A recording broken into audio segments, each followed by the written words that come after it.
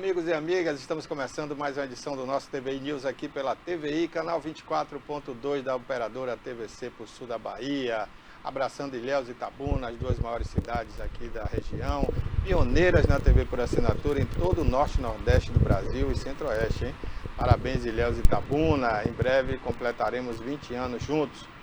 Olha, hoje é quarta-feira, o nosso programa traz aqui o quadro PQP, o quadro Entenda Direito, vamos ter entrevista aqui, vamos falar sobre espectro autista, vamos falar também sobre segurança pública, vamos falar de política, enfim, tem muita notícia hoje aqui no programa, tem entrevistas, tem política, vamos comentar assuntos políticos e vamos repercutir aquela denúncia que foi feita aqui no quadro PQP, do presidente da Câmara de Itabuna, o Erasmo Ávila. Tudo isso e muito mais a partir de agora aqui no programa. Vamos ver logo com a nossa jornalista Toné, a nossa jornalista, né, que é muito conceituada aqui na nossa cidade, já há muito tempo na nossa região, e ela traz o quadro PQP. Bom dia, Toné. Bom dia, Barbosa. Bom dia a todos. Qual o PQP de hoje? PQP é o desfile de 7 de setembro, que vai acontecer no sábado, dia 7, aqui em Itabuna. Lembrando que são 202 anos de independência. Independência ou morte. Mas eu quero falar que o tema é diversidade. Desfile terá como tema diversidade, relações étnico-raciais. Nós vamos falar sobre isso porque está tendo algum zum sobre um candidato que é negro. Ok. A gente vai falar também da repercussão da entrevista aqui da Sônia Fontes, né? Ontem recebemos alguns vídeos aqui da representante da Associação dos Moradores do Centro da cidade, a Rosa Penza, que está questionando aí várias coisas ali na praça, inclusive as árvores que estão sendo destruídas pelas raízes. E ela faz essa denúncia séria, a gente vai mostrar esse vídeo aqui no programa de hoje. Tem também um quadro Entenda Direito com o nosso Abraham Feldman, advogado conceituadíssimo aqui na nossa Bahia, e ele faz o quadro aqui. Hoje ele traz para a gente um assunto interessante. Vamos falar sobre o espectro autista dentro do aspecto jurídico. É isso, Abraham? Bom dia. Bom dia, Barbosa. Bom dia, Toné. Bom dia a você que está em casa nos assistindo. Quarta-feira, 10 horas. Hoje é o dia do nosso quadro Entenda Direito e nós vamos falar sobre os direitos da pessoa com transtorno do espectro autista. O autista. Vamos falar sobre aspectos jurídicos e, além disso, nós trazemos aqui uma convidada maravilhosa, muito conhecedora do assunto, a doutora Vera Jorge Mineiro. Bom dia, Vera, bem-vinda. Bom dia, Abra, bom dia, Barbosa, bom dia, Toné. Bom dia a todos os ouvintes. Deus abençoe a vida de cada um de vocês. Amém. Vai ser extremamente enriquecedor. Serão muitas informações. Fica aí, preste atenção em tudo, porque vai ser ótimo. Ok, então daqui a pouquinho o quadro Entenda Direito aqui para você através do nosso TV News.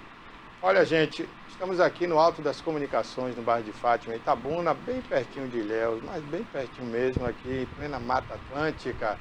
Nesse momento os termômetros marcam aqui 28 graus, temperatura nesse momento, a mínima foi de 18 até as 6h30 da manhã e a máxima vai chegar aos 30 graus hoje, hein? Vai ficar um pouquinho quente assim como ontem.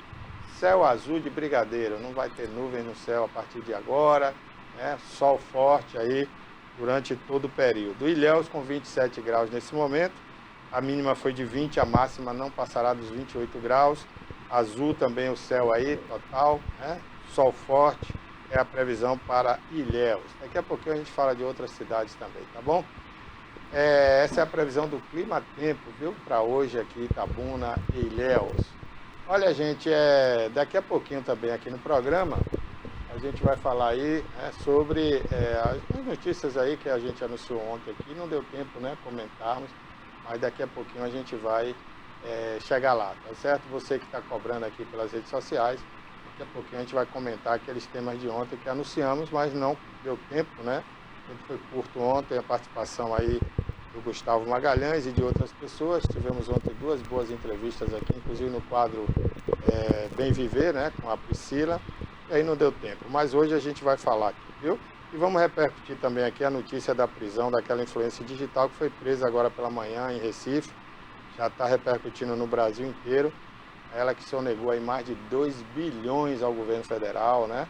Andou posando aí foto ao lado do presidente Lula, ela que era muito amiga do presidente. A gente vai comentar isso daqui a pouquinho aqui no programa de hoje. Mas vamos começar então no primeiro quadro hoje, né? Vamos direto ao ponto aqui com o nosso doutor Abraham Feldman no quadro Entenda Direito. Vamos lá.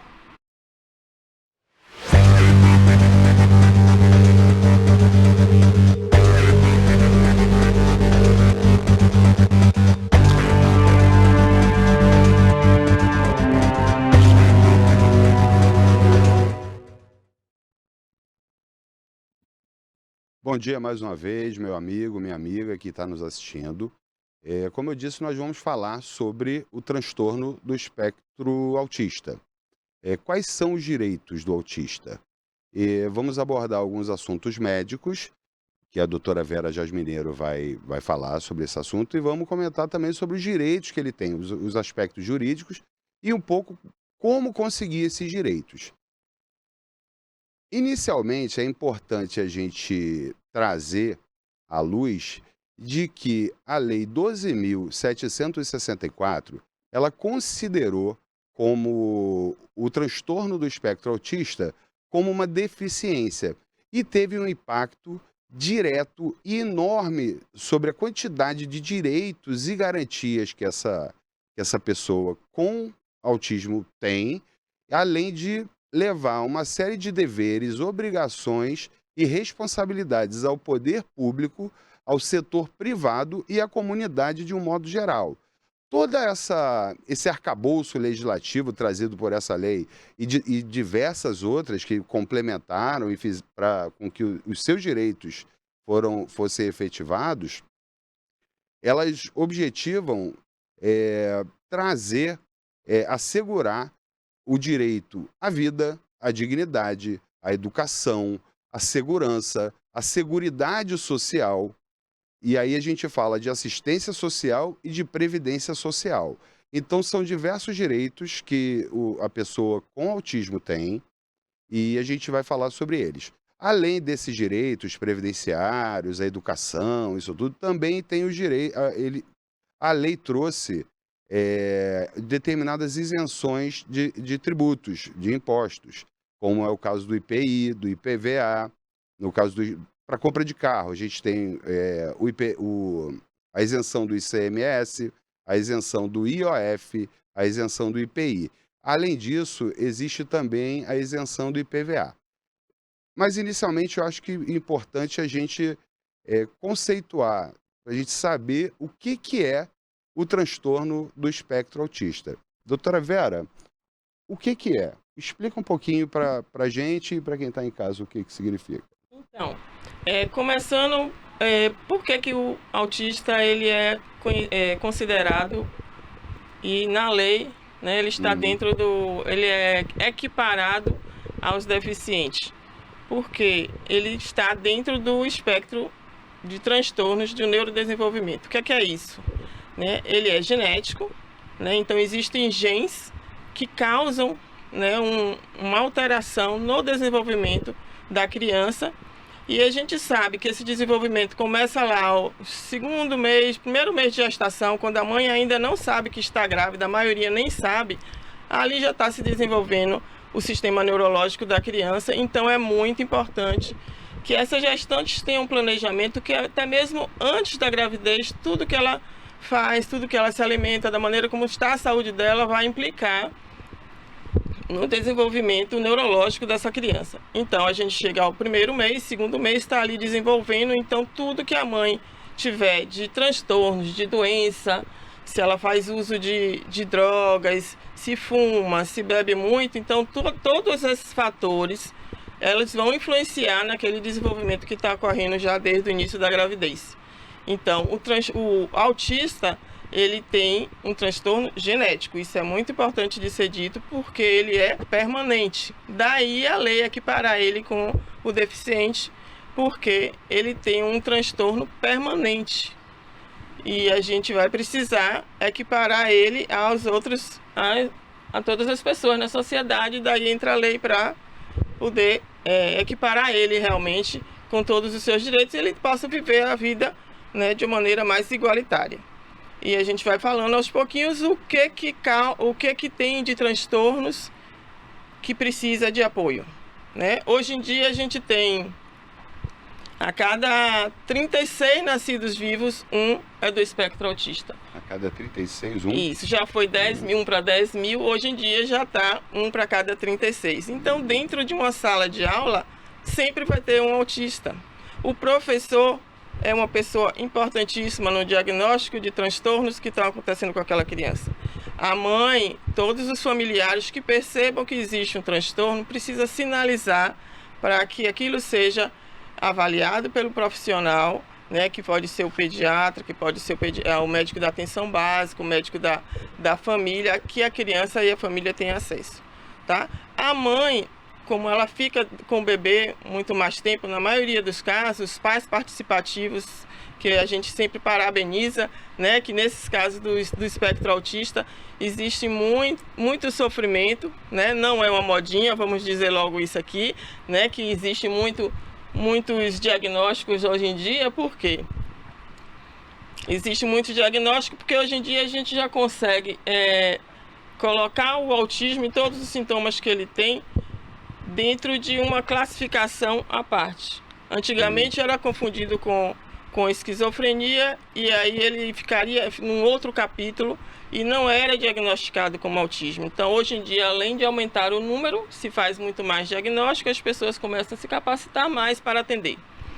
Vera, como é que a família e o professor, a família normalmente não é preparada para identificar os sinais, né, do autismo, vamos dizer assim.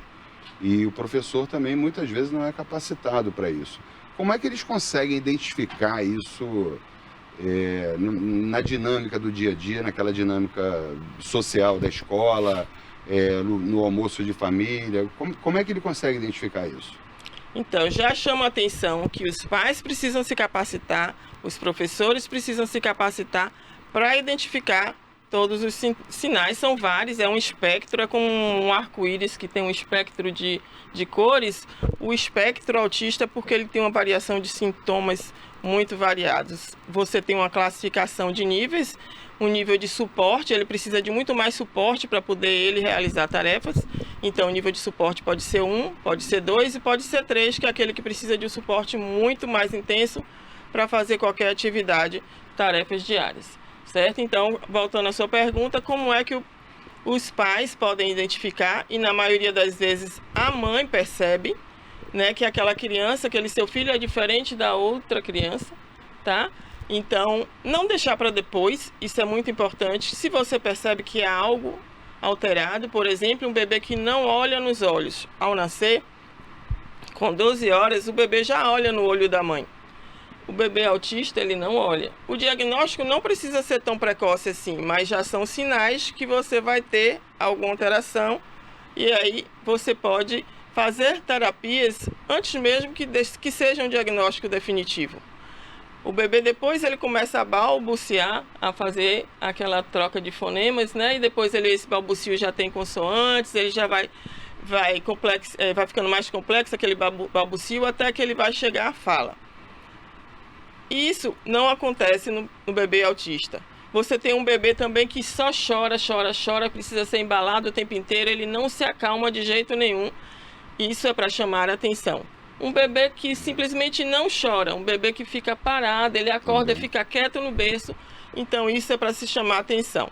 Fugiu daquilo que a gente entende como seu padrão, a gente já tem que chamar a atenção e acender a lanterninha. Acende a lanterninha para ficar com medo, é para não ir lá no médico e dizer não quero ouvir que é autista. Não, é para poder ir no médico e começar as terapias para que isso seja resolvido a tempo de lá na frente não ter prejuízos grandes.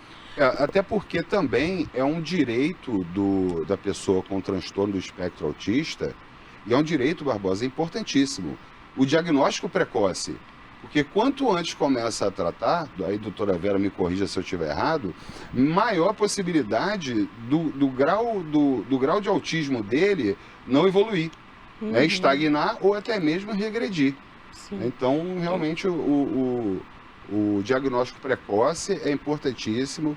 O dever de informação que toda a comunidade, que o Estado tem que disponibilizar para a sociedade de um modo geral, é um dos deveres que está nessa lei de política, que estabeleceu as políticas de proteção aos direitos da pessoa com transtorno do espectro autista.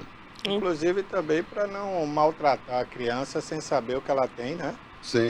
Tem pessoas que, quando a criança já começa a andar, falar alguma coisa, né? E dá aquelas birras, aquela coisa, às vezes a pessoa pensa que é simples calundu, né? Que chama. Isso. Calundu. E aí Maltrata a criança, às vezes, né? Humilha a criança em público, fala. diz que é mal educado, e não é é. isso. A criança autista não é mal educada, ela não consegue. Vamos imaginar um caminho na roça. Você tem um ponto de saída e um ponto para chegada, e você tem várias opções de caminhos. E umas mais difíceis, com pedras, com muita árvore, e outra mais simples. Com o tempo você vai passando pelo mais simples e aquele capim vai baixando e cria-se um caminho mais fácil. O autista ele tem esses vários caminhos. E você precisa de terapias para você estabelecer esse caminho mais baixinho e baixando o matinho, né? Até você fazer um caminho certo. Então ele aprende sim, precisa da terapia e as mães precisam ser precoces nisso, tá? Então, perceber para que a gente atue com as terapias adequadas e aí cada criança, cada tipo de quadro clínico do autista tem uma conduta diferente. Então, nem todos do nível 1 vai precisar de terapias iguais, nem todos do nível 2 vai precisar de terapias iguais e do nível 3 da mesma maneira. O nível 1 o paciente fala, o nível 3 o paciente não fala. Então, porque fala não é autista, pode ser autista. Ele tem dificuldades, ele tem sofrimentos para fazer suas tarefas do dia a dia. E na comunicação social é um pré-requisito, existe uma dificuldade de comunicação verbal e não verbal, interação. Um bebê, por exemplo, que você percebe que começa a contactar com você, você brinca com ele, ele faz uma troca com você e você diz: Barbosa falou algo, ele olha para Barbosa. Abra falou algo, aí ele olha para Abra. Então, essa triangulação é um sintoma importantíssimo que a criança consiga fazer, ou seja, ele está fazendo uma interação social, tá? Então, tem muitos sintomas, não dá para a gente descrever aqui todos os sintomas que você pode perceber, mas na hora que você notar que seu bebê não está conseguindo fazer certas coisas, você tem que procurar precocemente o médico e olhar o caderno de vacinas, que lá tem tudo que o bebê faz a cada mês, tá? Não é só o sentar, levantar, engatear. Ele também tem que ter os passos da evolução social e de interação e de comunicação. Agora, a gente está falando também aqui dos direitos, né? Dessas leis que defendem os direitos para o transtorno, né, do autismo, mas como fazer isso se quem tem o dever, né, de seguir as políticas públicas, que são os gestores, não fazem? Aqui em Itabuna, por exemplo, nós ficamos sabendo agora, recente, né, com a denúncia aqui no programa das mães, que tem criança que tem 1 ano que não pode entrar na sala de aula porque não tem um monitor. E o professor não quer o aluno autista na sala sem a presença do monitor. Quer dizer, o provimento do monitor, quem dá é o município, quem tem que pagar o monitor é o município. E o município não está pagando esse monitor. E aí a criança não vai para a sala de aula. É um absurdo isso. Quer dizer, para que tem lei se as leis não são cumpridas no Brasil? Tem muita lei no Brasil e ninguém cumpre, ninguém respeita, né? Essa questão específica, Barbosa, do acompanhamento em sala de aula para a criança diagnosticada com autismo, é uma questão, quer dizer, não é complexa, deveria ser extremamente simples. Tem acho que o parágrafo 3º do artigo o parágrafo único do artigo 3º da lei Berenice Piana, que é a lei 12.764, ela estabelece esse direito, a ele ter uma pessoa acompanhando ele quando estiver matriculado na rede regular de ensino. Mas ela estabelece que nos termos do inciso 4º do parágrafo 2º, do próprio parágrafo 3º. A famosa brecha, né? Só que o inciso 4º, ele foi revogado. Então existe um vácuo legislativo nisso. E a única eles coisa fazem de propósito, né? Ele já pensa assim, se o prefeito não conseguir vai dar errado, o fazer, custo dos municípios vai aumentar. vai aumentar. Então, o que você que está em casa que pode fazer pelo seu filho nesse ponto? Recorrer ao judiciário. Vá no seu advogado, procure a defensoria pública, porque é um dever do Estado cumprir aquelas políticas feitas especialmente para a pessoa com autismo, para que ele seja incluído na sociedade e para que ele possa se desenvolver plenamente. Essa lei basicamente foi criada para isso, para que ela seja inserida na sociedade de forma saudável, segura, de acordo com as suas limitações. Então, você precisa recorrer ao judiciário para que o seu direito, para que o direito do seu filho seja exercido. Então, esse é o remédio.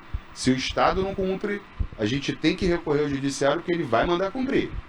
Pronto. Exato. Eu aproveito até para registrar aqui que essa foi uma das perguntas da Helena Cailani, né? A pergunta: como garantir a inclusão da criança com autismo na escola? Então está respondida aí, né? Tem que judicializar, né? E além disso, o gestor escolar, ele é proibido, é vedado a ele recusar a matrícula da pessoa com autismo. Ele não pode fazer isso. Tem uma multa lá de 3 a 20 salários mínimos.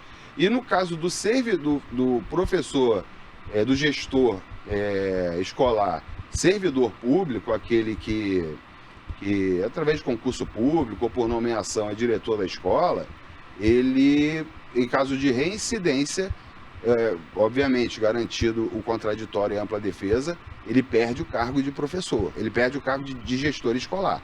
Tá? Então é um direito sim do seu filho e batalhe por ele. Só assim a gente vai conseguir construir uma sociedade melhor, mais justa, mais fraterna e solidária. E posso complementar? Pode falar, pode. Em relação à escola, o autista ele tem direito ao PEI, que é o Programa de Ensino Individualizado. Né? Cada criança tem seu sintoma, então ela precisa ter um programa individualizado para o quadro dela.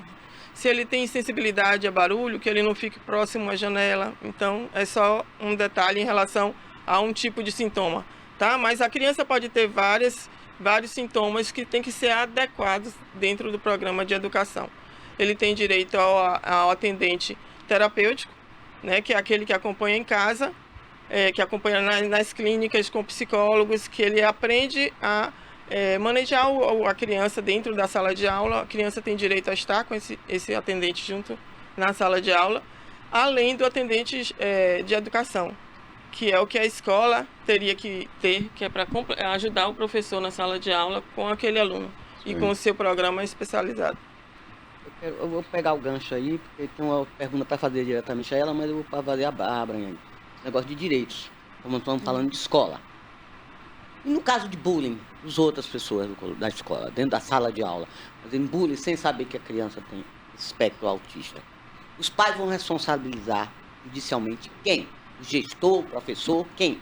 Ou os pais das crianças que estão fazendo bullying com a criança, que não sabe. É bom avisar antes a esses alunos que tem um colega seu que tem um certo tipo de deficiência, como proceder? Os pais da criança autista deverão fazer o quê?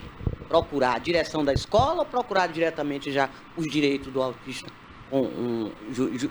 na justiça? Como é? Inclusive, Toné, não pode nem falar esse termo que você falou, né? De deficiência, né?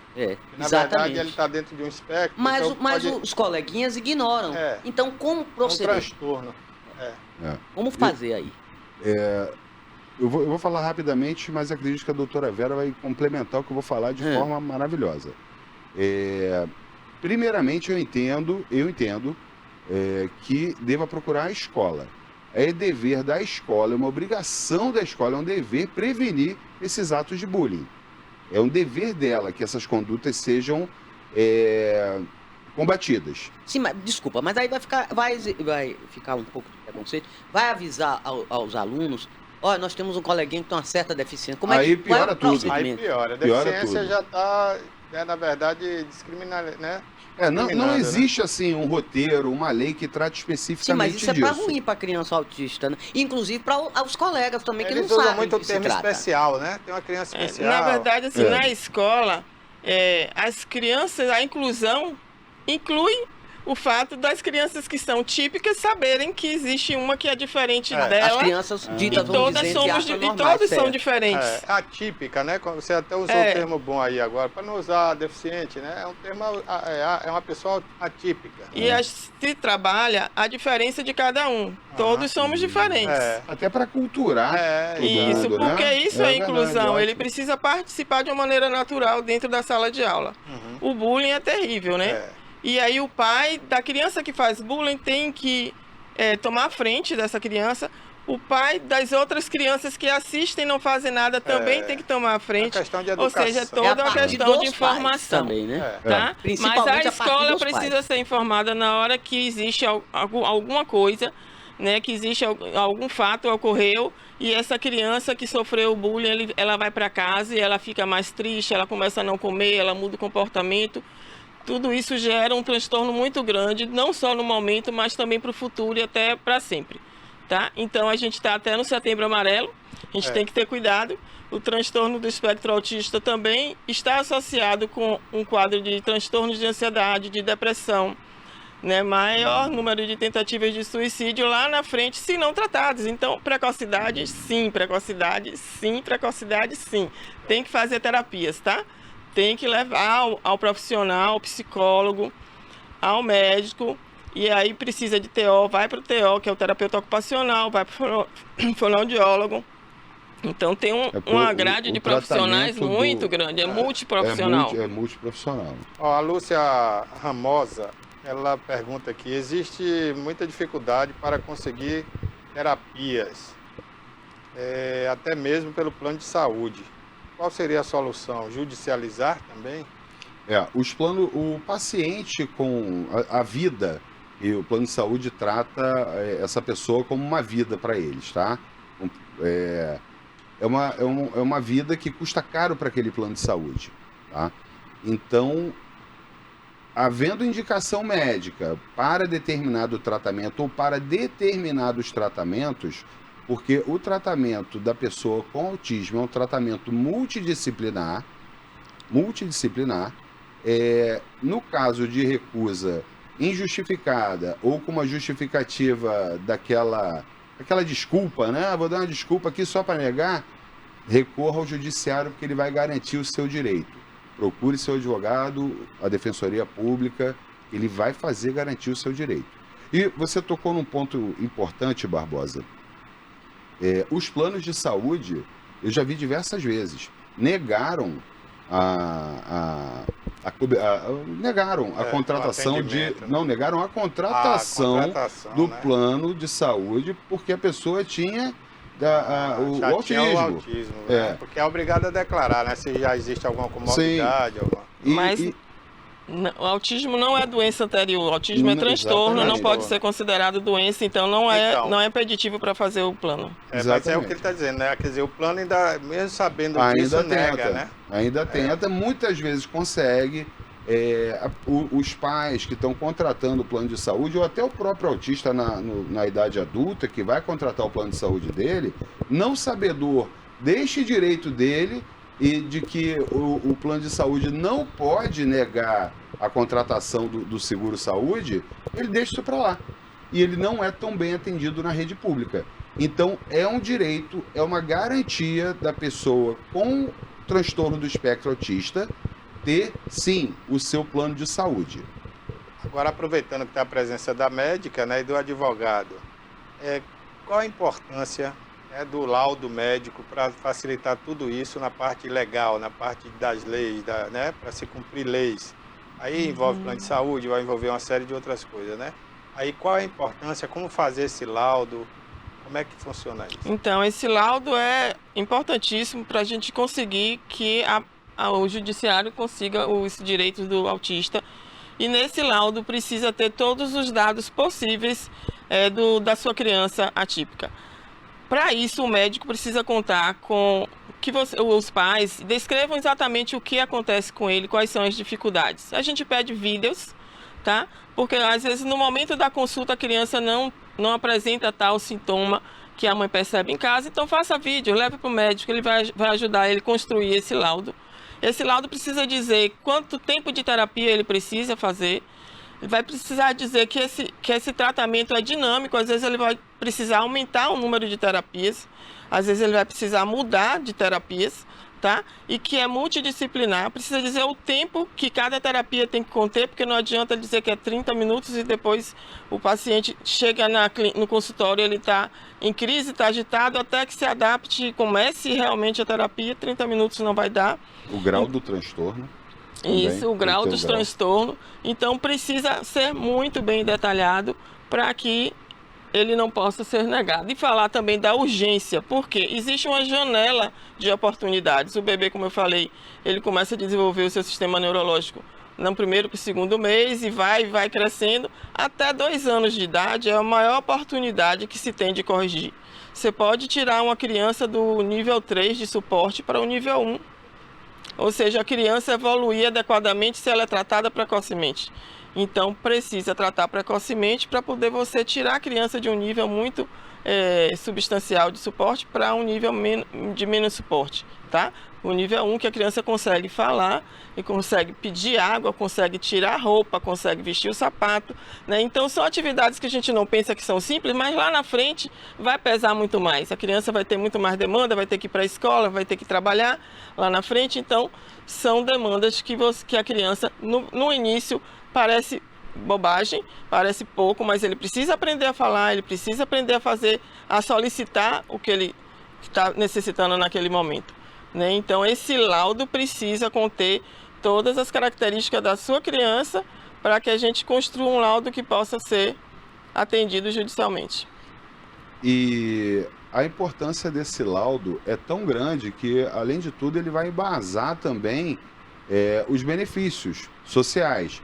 Tanto a assistência, que são benefícios que a pessoa com autismo pode fazer jus, desde que cumpra uns requisitos, como ele tem direito, por exemplo, pode ter direito a um benefício de prestação continuada, o BPS, que é um salário mínimo mensal, que o INSS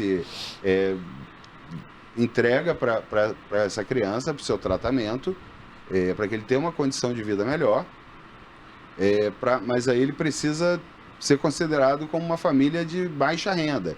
Para isso, a renda per capita familiar tem que ser inferior a meio salário mínimo. Ele tem direito também, comprovando que não ganha mais do que 2 salários mínimos, a gratuidade no transporte interestadual para viajar para outros estados. Então, importantíssimo, mas também tem que comprovar. Tudo isso depende do laudo médico. Além disso, nós temos aposentadoria, a pessoa, aí tecnicamente para o INSS, a aposentadoria para a pessoa com deficiência, tá? Considerando que o autista é comparado a uma pessoa com deficiência, equiparado a essa pessoa, ele entra nessa categoria, nessa modalidade de aposentadoria. Ele se aposenta mais cedo, quando ele está na qualidade de segurado, com 60 anos de idade no caso do homem e 55 no caso da mulher. Temos a aposentadoria, vamos dizer assim, por tempo de contribuição, tá? Que vai de 33 anos até de contribuição. Vai de 33 a 28 anos, aí, dependendo do grau da deficiência considerada. E, além disso, tem direito também a meia entrada para ele e para o acompanhante em cinema, teatro, shows, eventos culturais. Então, existe uma quantidade enorme de direitos que depende inicialmente do laudo médico. Para a questão previdenciária, para o INSS, além do laudo médico e todo o histórico, todos os exames que fizeram chegar naquele diagnóstico, vai passar pela perícia médica do INSS, onde ali o médico do INSS vai determinar, segundo os critérios do INSS, qual é o grau e se ele tem direito ou se não tem direito. Agora, do ponto de vista médico, né? Uma vez todos esses direitos conquistados, ou quase todos, e no Brasil é difícil, como a gente falou aqui, a lei nunca é cumprida, né? 100%. Isso traz algum significado na vida dessa pessoa no lado médico, né? A gente Sim. sabe que é uma coisa que não tem cura, mas tem assim uma melhor qualidade de vida, né? Como Tem é que um- reage esse paciente? Então, ele tem um ganho muito importante. É como eu falei, ele pode sair do nível 3 de suporte, uma criança que não fala, uma criança que não consegue pedir água, não consegue fazer as atividades diárias dentro de casa, não brinca nem socializa com outras crianças. Ele pode começar a socializar, ele pode começar a pedir, isso dependendo das terapias serem bem feitas, da maneira adequada e com os especialistas que aquela criança precisa, tá? É como eu falei, tem algumas crianças vão precisar de terapia ocupacional, se ele tem um transtorno de percepção sensorial.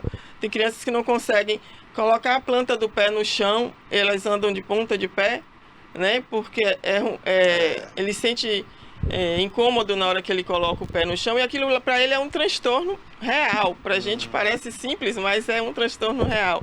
Então, tem crianças que não se alimentam direito porque elas têm uma sensibilidade maior na boca e certas coisas elas não conseguem comer, né? Então, precisa de fazer uma terapia ocupacional, tá? Para poder melhorar isso. E eles só comem alguns tipos de alimento, acaba levando a anemia, a desnutrição, se você não trata.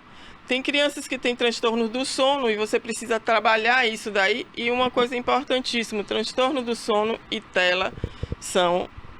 não dá para você corrigir o sono se você tiver telas. Crianças que ficam na Você tela, fala o celular, televisão, tablet, né? televisão, deixar essas crianças de noite assistindo.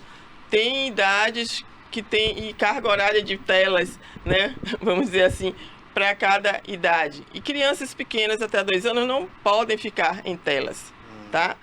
Além dos riscos nos maiores de estarem com acesso a coisas que possam prejudicar a vida deles, né, emocionalmente, estão expostos a riscos, os bebês não têm que estar com tela.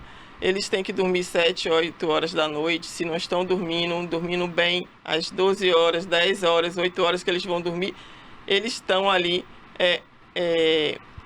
a memória dele vai estar trabalhando naquele momento. Se ele não dorme direito, no outro dia ele vai acordar cansado, ele vai acordar com mais crises, ele vai tomar um café da manhã mais tarde, ele já não vai almoçar porque ele tomou mais tarde. A criança tem que acordar no horário, tem que estar na mesa, aprendendo com os pais. E aí é importante que se diga que os pais mantêm a mesma terapia que é feita dentro do consultório. Eles precisam estar capacitados para repetir tudo que é ensinado no consultório para a criança dentro de casa. Porque onde é que ele fica mais tempo? Dentro de casa com os pais. Onde é que ele fica mais tempo? Na escola. Então precisa o tempo todo estar reforçando esse aprendizado, usando as terapias certas para que eles tenham uma evolução cada vez melhor. Então é crucial que se faça terapias, porque o resultado no futuro vai ser muito melhor e muito mais fácil de lidar, porque as mães que lidam com crianças atípicas, elas têm um sofrimento diário muito intenso, equiparado o estresse dessas mães ao estresse de soldados de guerra, ou seja, elas ficam naquele suspense, principalmente nas crianças que são nível 3 de suporte, né? Muito tenso, uma expectativa de ter um bebê normal, e aí este bebê vem com uma carga de solicitação para as mães muito maior, que tem como ajudar, tem como melhorar. Então precisa de capacitar as mães, capacitar os professores, para a gente conseguir juntos conduzir da melhor maneira. Aqui em Itabuna, tivemos recente com algumas mães atípicas aqui, inclusive elas criaram agora até uma associação, né? Para tentar reivindicar juntas, né, o que tem direito, né? E a gente vê, né, o sofrimento dessas mães que precisam também do atendimento psiquiátrico, né, de apoio. Muitas delas foram mães solos, inclusive, e os pais, quando vê o problema, saem fora, né? Como se diz na gíria. E aí elas enfrentam uma barra. Até porque, viu, Barbosa, desculpa interromper. Tinha uma delas aqui, tinha 2 filhos. São os Isso dois, é natural? Isso todos é dois autistas, né? Na mesma família ter duas crianças autistas? Espectros diferentes, né? Como é um fator genético, né, que causa o autismo, tem a transmissão, né? Por exemplo, às vezes na família tem alguém que teve depressão, alguém que tem TDAH, E aí nasce uma criança com autismo e aí o segundo filho tem maior chance de ser também autista, tá? Então é melhor se o primeiro não nascesse autista, né? Exato, aí o segundo é que vai ter mais chance. Exato. Os gêmeos, gemelaridade também tem maior incidência de serem, quando um é autista do outro ser autista, tá? Agora o interessante é que são os dois com espectro diferente, né? A menina diferente. muito calada, né, estudiosa e tal. O menino já não para, É um casal, né, Barbosa? É um casal. E é muito importante que você falou, a menina calada. O espectro autista na menina é muito mais difícil de ser detectado e elas passam, como a gente diz, abaixo do radar. E essas crianças sofrem porque elas são caladas, mas elas estão sentindo as suas dificuldades ali sozinhas se você não dá atenção, se você não vai lá e socorre ela. Isso lá na frente pode causar grandes transtornos como depressão, né, e outros problemas mais sérios. Então as meninas caladas não são porque elas são tímidas, pode ser que elas estejam realmente com problema, a gente tem que estar de olho em tudo, na verdade. Mas isso é por ser menina ou pelo o espectro que ela se encontra ali dentro da... As meninas normalmente elas passam abaixo do radar porque elas são... São imperceptíveis, culturalmente, né? Elas são tidas como tímidas, né? Então, acaba que não consegue falar, não consegue se comunicar e acha que é por conta da timidez e acaba não percebendo, tá? Então, tem que ficar muito atento às meninas. Agora, tem uma pergunta. Seguinte, você falou que quando recém-nascido tem o olhar nos olhos, que você pode até detectar, né? Sim. Alguma anormalidade, alguma coisa. Existe, assim, um teste específico? Por exemplo, tem um teste do pezinho. Qual o teste seria específico, assim, para saber se uma criança tem alguma anormalidade, alguma coisa neurológica, algum problema? Importante, porque o transtorno do espectro autista, o diagnóstico é clínico. Você pode ter ele associado a algumas síndromes.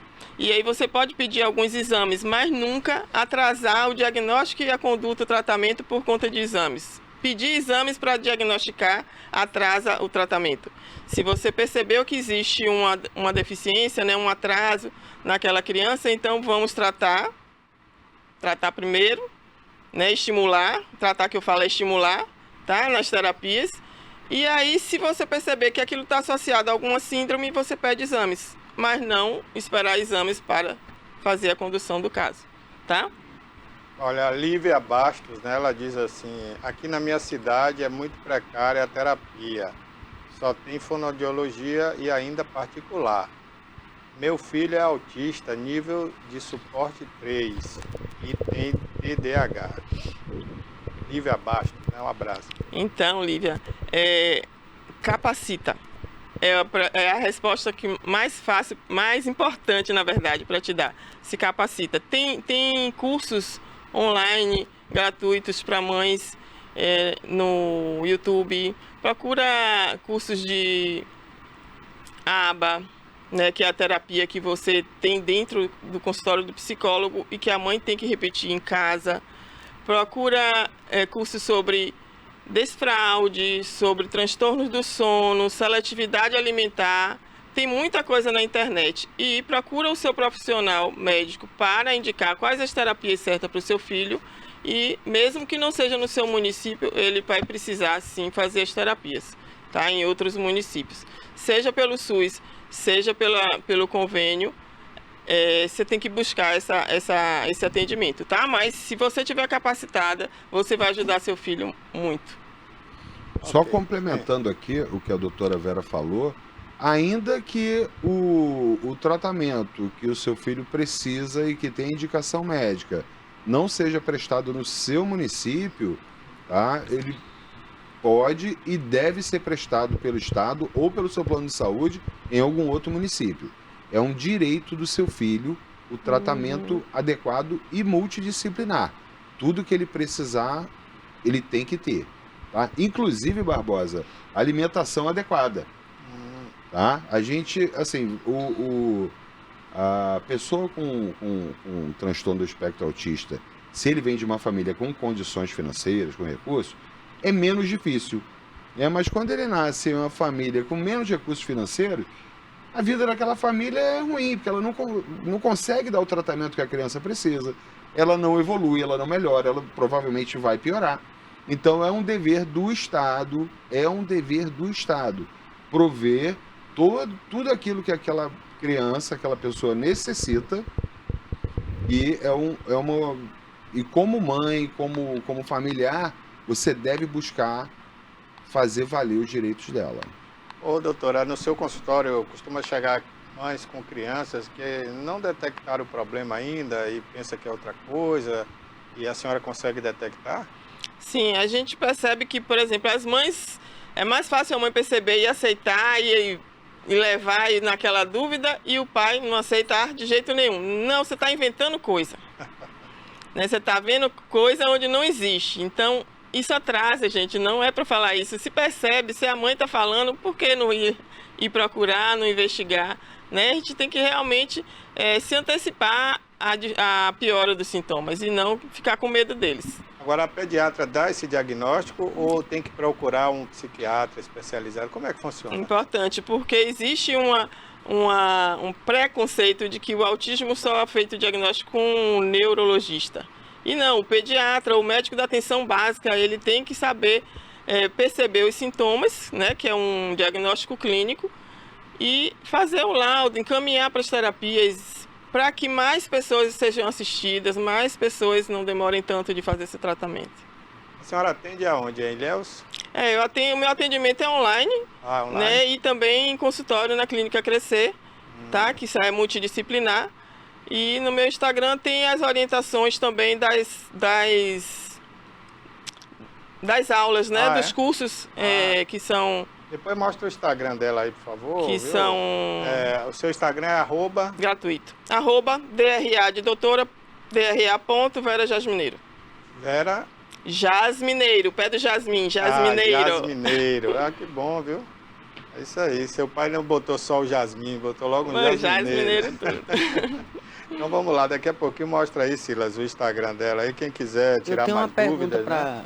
Inclusive marcar consulta com ela, pode ser aí através do direitos. Instagram. Esses direitos, a criança, tudo bem.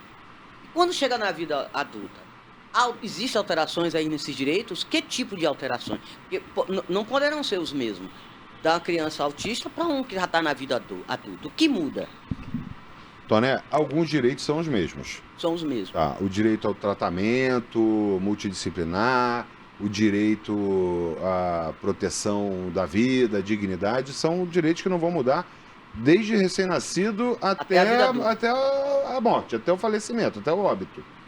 Quando chega na fase adulta, na fase onde ele pode trabalhar, por exemplo, ele, através das políticas públicas, ele pode ser inserido, ele deve ser inserido no mercado de trabalho. Então, existe ensino profissionalizante. Já muda, é isso que eu quero dizer, existem alterações. Aí já muda. Existe assim, só são acrescentados. Então, existe o ensino profissionalizante para que ele tenha uma profissão e possa, com isso, ter a subsistência dele e da família que venha a ser constituída por ele, pela esposa dele, ou pelo companheiro, seja lá da forma que for.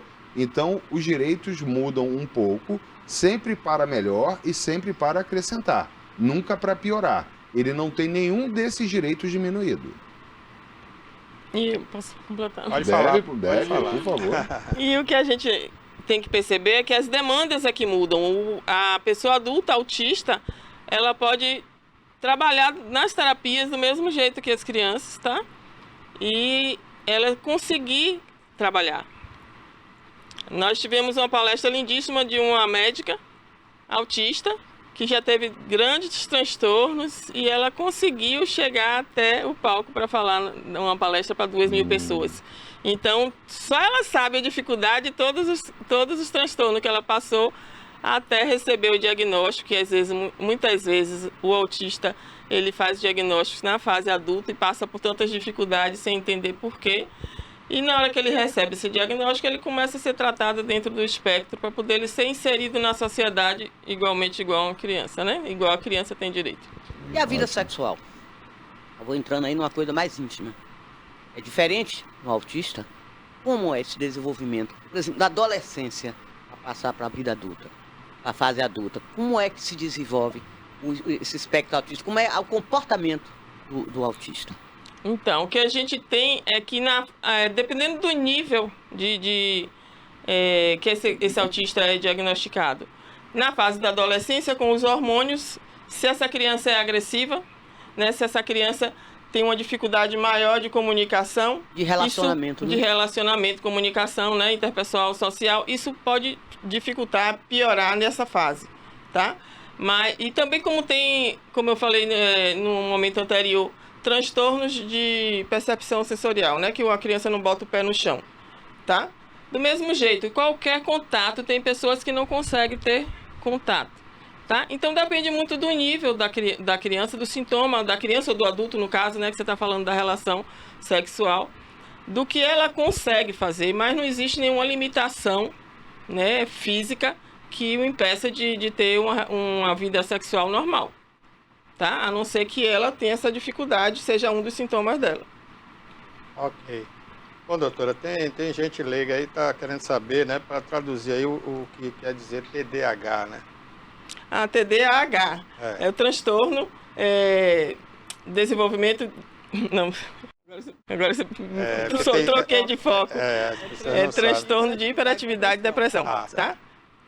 Que porque é um termo em inglês, né? O H vem depois, né? Isso, hiperatividade. Hiperatividade, né?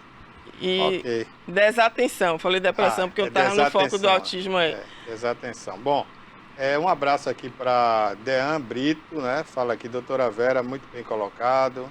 A Lívia Bastos fez perguntas aqui. Vinícius Magno, doutor Abram, fazendo informações muito importantes e esclarecedoras. Rogéria Marinho, bem esclarecedor, doutora Vera. Lúcia Ramosa fez perguntas. Rogério Marinho, né? Já falei Rogéria. Helena Caliani, já falei. Um abraço. Eduardo Feio diz aqui, doutor Feldman, muito didático e esclarecedor como sempre. Parabéns. Alan Bastos Machado, bom programa a todos. Valeu, Alan. Então tá aí as pessoas que mandaram mensagens aqui pelo chat, né, do YouTube. Depois nossa produção vê aí no WhatsApp se chegou alguma coisa aí, tá? Bom, tem mais alguma coisa aí a acrescentar? Quer fazer mais alguma coisa aí? Por exemplo, a gente estava discutindo aqui outro dia a questão de pensão alimentícia e tudo.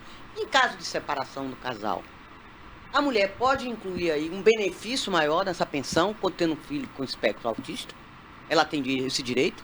Toné, a obrigação de prestar alimentos é dos dois pais, de todos os pais, né, que hoje temos crianças com mais de dois pais. Mas ela pode pedir um aumento, tem que ser maior a pensão? É aí que eu vou chegar nesse ponto. Desculpa que eu já avancei. Não, tranquilo.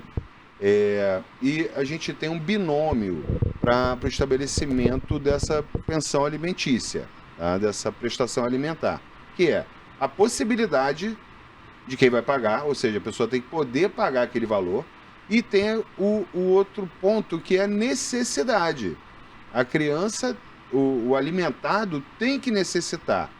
Então, vamos admitir que em condições normais, em condições normais não, no caso concreto aí de uma criança que tem autismo, os dois pais ganham muito bem. A gente concorda que é uma criança que vai precisar de muito mais do que ela falou, do que uma criança que... A alimentação também pode ser diferenciada, não é isso, doutora? Não alimentação entendi. Ou não? Alimentação? Pode ser diferenciada da A criança? criança ela sim. pode ter seletividade alimentar. Isso. Tá? E ela precisa fazer um tratamento específico para isso. E precisa de suplementos também por conta disso. Sim, mas aí, Que não são que eu digo, baratos. gera custos. É Sim, isso que eu quero gera chegar. custos. Então, Esses custos podem ser incluídos. Os custos, via de regra, são divididos entre os genitores, e aquele que mais pode pagar, mais pagará, de acordo com a necessidade da criança ser alimentada. Então, é possível sim que haja um aumento na pensão a ser paga, desde que preservado também os direitos do genitor a ter a vida, ou da genitora, aquele que paga a pensão, a ter a vida digna dele, não lhe faltar nada também, mas ele deve prioritariamente satisfazer todas as necessidades do filho dele. Abra, porque não é só alimentação, também medicação, tratamento, tudo Plano isso. de Agora, saúde, tem- passagem... Pode incluir isso ela pode incluir? Normalmente nos processos que falam sobre alimentos, é feita uma planilha com todas as despesas. Então ali estima-se tudo que vai ser, quanto aquela criança vai custar, certo? E aquilo ali vai ser... Numa família economicamente bem, isso pode até passar, mas numa família que não tem uma certa renda, uma renda seja menor, aí fica mais difícil, mais complexo. Fica mais difícil, pode restringir, pode haver uma dificuldade... E atrapalhar o tratamento. Pode. Separação não é boa para ninguém. E quem mais sofre com a separação são os filhos. Sempre são, na maioria dos casos. É a parte mais vulnerável, né? É a parte, na verdade, que, além por ser mais vulnerável, deve ser protegida por nós e pelo Estado. Tá? Obrigado. Então é isso. Ok. Bom, Ok. agradecendo a todos aí que mandaram perguntas, comentários. Muito obrigado pela audiência. Semana que vem, doutor Abraham Feldman vai estar aqui com um novo tema. Doutora Tatiana, muito obrigado. Agora a gente não mostrou o Instagram dela. Cadê? Doutora Vera, não? Eu falei como? Tatiana. Ô, perdão, aqui tem a psiquiatra, Vera né? Jasmineiro. Vera É a Jasmine. psiquiatra, nossa amiga Tatiana, que é professora da Universidade de Medicina aqui, da Faculdade de Medicina. E vai estar aqui dia 13, viu, Toné? Vai falar sobre o Setembro Amarelo também. Por isso que me veio aqui agora. A doutora Vera está aí, a gente está mostrando o Instagram dela, né? Vera Jasmineiro. Você pode entrar aí, ver mais informações. Tem dicas aí, né, doutora? Tem sim, a gente vai estar colocando sempre, atualizando em relação a cursos, né, que as mães podem fazer para poder se habilitar a melhorar a vida da família, né, da criança e da família. Isso aí. Então, se você quiser ver mais aí da doutora Vera Jasmineiro, pode entrar aí no Instagram dela. É @doutora, né, .Vera Jasmineiro. E você vai ter acesso, pode se comunicar com ela também pelo Messenger aí direto, né? Pelo direct, né? Sim. No Instagram. Obrigado, doutora. Eu que agradeço, um bom dia a todos. Fiquem Ó. com Deus. A bola está com você para encerrar aí, Abraham. Um abraço e até a próxima semana. Bom, muito obrigado pela sua audiência. Quarta que vem estaremos aqui novamente. Se você ficou com alguma dúvida, que tem alguma pergunta a mais, pode entrar em contato com o nosso Instagram do escritório, que ele vai colocar agora aí, ainda não colocou. Pode entrar em contato que a gente vai responder. Tá? Isso aí é da doutora. Você trocou. Ah, sim, É, agora sim. não, esse aí é o nosso, E queria agradecer a minha amiga, doutora Vera, minha companheira de Rotary, Clube de Léo Jorge Amado. Um abraço a todos do meu Eu que Rotary. agradeço. Tá, obrigado, foi excelente. E Barbosa, uma pessoa que poderia vir outras vezes Com também. certeza, a casa é de O vocês aí. assunto Venha tem sempre. muita Agradeço. coisa ainda pra gente Ele vem questionar tá aqui, para isso, para prestar esclarecer serviço, principalmente. Né? esclarecer. Volte sempre aí, doutora. Obrigada. Então, Isso aí. Barbosa, obrigado. Toné, obrigado. E obrigado a você que está em casa também. Roda a vinheta.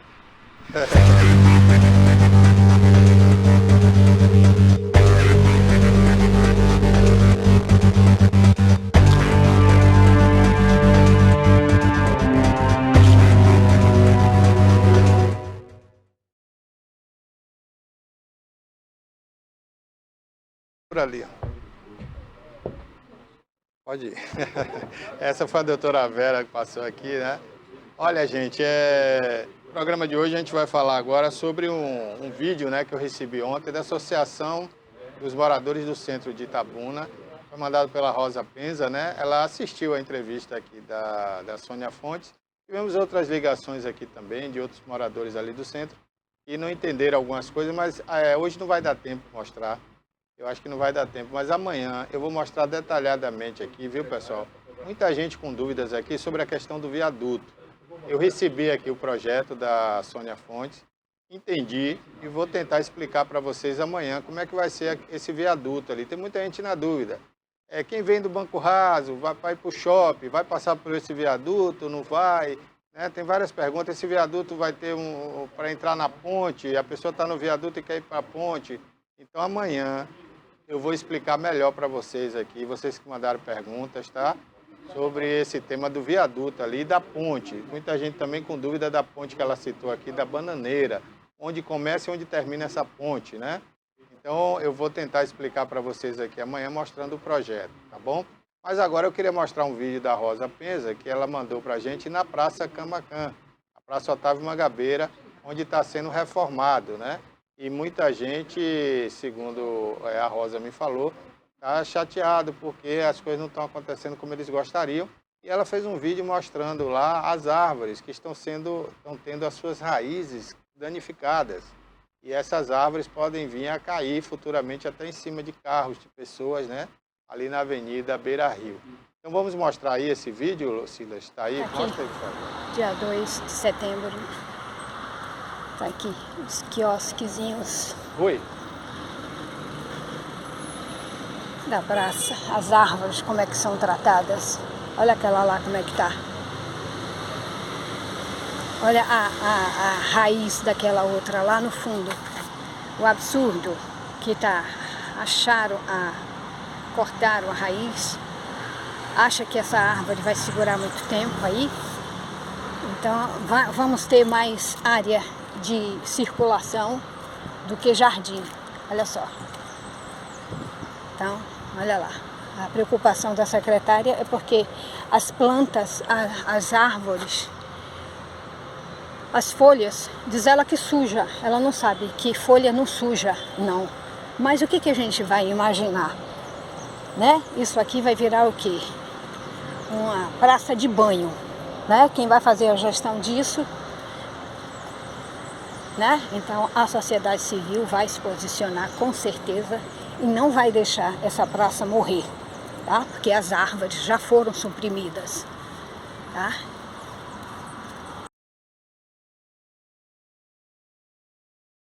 o vídeo feito pela Rosa Penza, né, que representa aí a Associação dos Moradores do Centro de Itabuna, e ela está fazendo essa denúncia. Ela disse que já falou com a dona Sônia Fonte, né, sobre essa questão das árvores. Aí tem que ser o nosso querido... a divisão do meio ambiente da Secretaria de Agricultura. Agricultura, que é o nosso querido Moacir Smith Lima, né? Vamos trazer o Moacir aqui para falar sobre isso, E até porque, Barbosa, tem que falar também sobre aquela poda exagerada que teve das árvores na Princesa Isabel para a festa do Itapedo. Tá tudo lá, cotó, tudo sem... Até um tamarineiro, eles tiraram tudo, já estava produzindo, eles botaram no chão. Ok, olha, daqui a pouquinho a gente vai falar de novo aqui daquela denúncia que fizemos aqui sobre a Câmara de Vereadores de Itabuna, viu? Eu vou aproveitar a presença de um ex-vereador, né, muito experiente, que eu já tenho aqui em Itabuna, já foi vereador por 2 mandatos, né, 3 mandatos, foi presidente da Câmara e agora está tentando ser de novo vereador, e ele vai comentar aqui, já que quando ele entrou na Câmara de Vereadores tinha acontecido um escândalo. Ele, inclusive, fez algumas denúncias, né? Cortou muita coisa lá na Câmara. E como ele tem experiência, a gente trouxe ele aqui para comentar também esse assunto aí que está em pauta, né? Esse escândalo que pode acontecer agora, porque é uma fraude, tem indícios de fraude, que a gente já mostrou aqui, vai mostrar hoje de novo. E Rui vai comentar aqui, ele como candidato a vereador, né? Está postulando aí uma vaga nas 21 cadeiras. E Rui, quando está na Câmara, é sempre uma presença marcante, né? Foi presidente da Câmara, tentou construir a Câmara de Vereadores e a gente trouxe ele aqui para fazer um bate-papo aqui sobre essa situação da Câmara atual aqui em Itabuna. Mas já a gente conversa com ele. Agora eu gostaria de lançar um livro aqui. A gente trouxe um convidado muito especial aqui, nosso amigo Nerope Martinelli, uma figura... Martinelli Bulgarelli. Super conhecida aqui em Itabuna, né? Mais de 50 anos que ele mora aqui, foi comerciante muito tempo em Itabuna, empresário conhecidíssimo, né? Foi diretor da primeira faculdade de jornalismo aqui de Itabuna e da Universidade FACSul, né? E teve um curso recentemente aqui, né? Um curso de capacitação, né? De emprego para muita gente aí. E agora escreveu um livro, né? Dizem que o homem só se realiza quando planta uma árvore e escreve um livro, né? Faz um filho, né? E faz um filho. O filho ele já fez, né? A árvore já plantou e agora o livro, né, Martinelli? Bom dia, obrigado por ter vindo aqui. Bom dia, Barbosinha, bom dia, Toné, bom dia, meu amigo Rui, entendeu? É um prazer estar aqui e revê-lo forte, ativo, com a empresa assim, ocupando o seu espaço. Eu fico muito feliz com isso. Graças a Deus, 20 anos, bom, você falou 50? 55 anos eu tenho de casado em Itabuna. 55. Parabéns, eu entrei para apurar a família dos Vidres. Isso é uma brincadeira, né? Eu fico tão feliz, uma família que me adotou, entendeu? Eu gosto demais, tenho uma amizade com todos eles, entendeu? É um povo que ajudou a erguer Itabuna, os Vidres. Eu tenho orgulho italiano, disso. Né, Martinelli? Eu sou descendente, sou neto de italiano. Né? Mas você chegou em Itabuna, você veio de onde? Em 1966 eu cheguei aqui para fazer uma pesquisa de mercado para a Gillette, entendeu?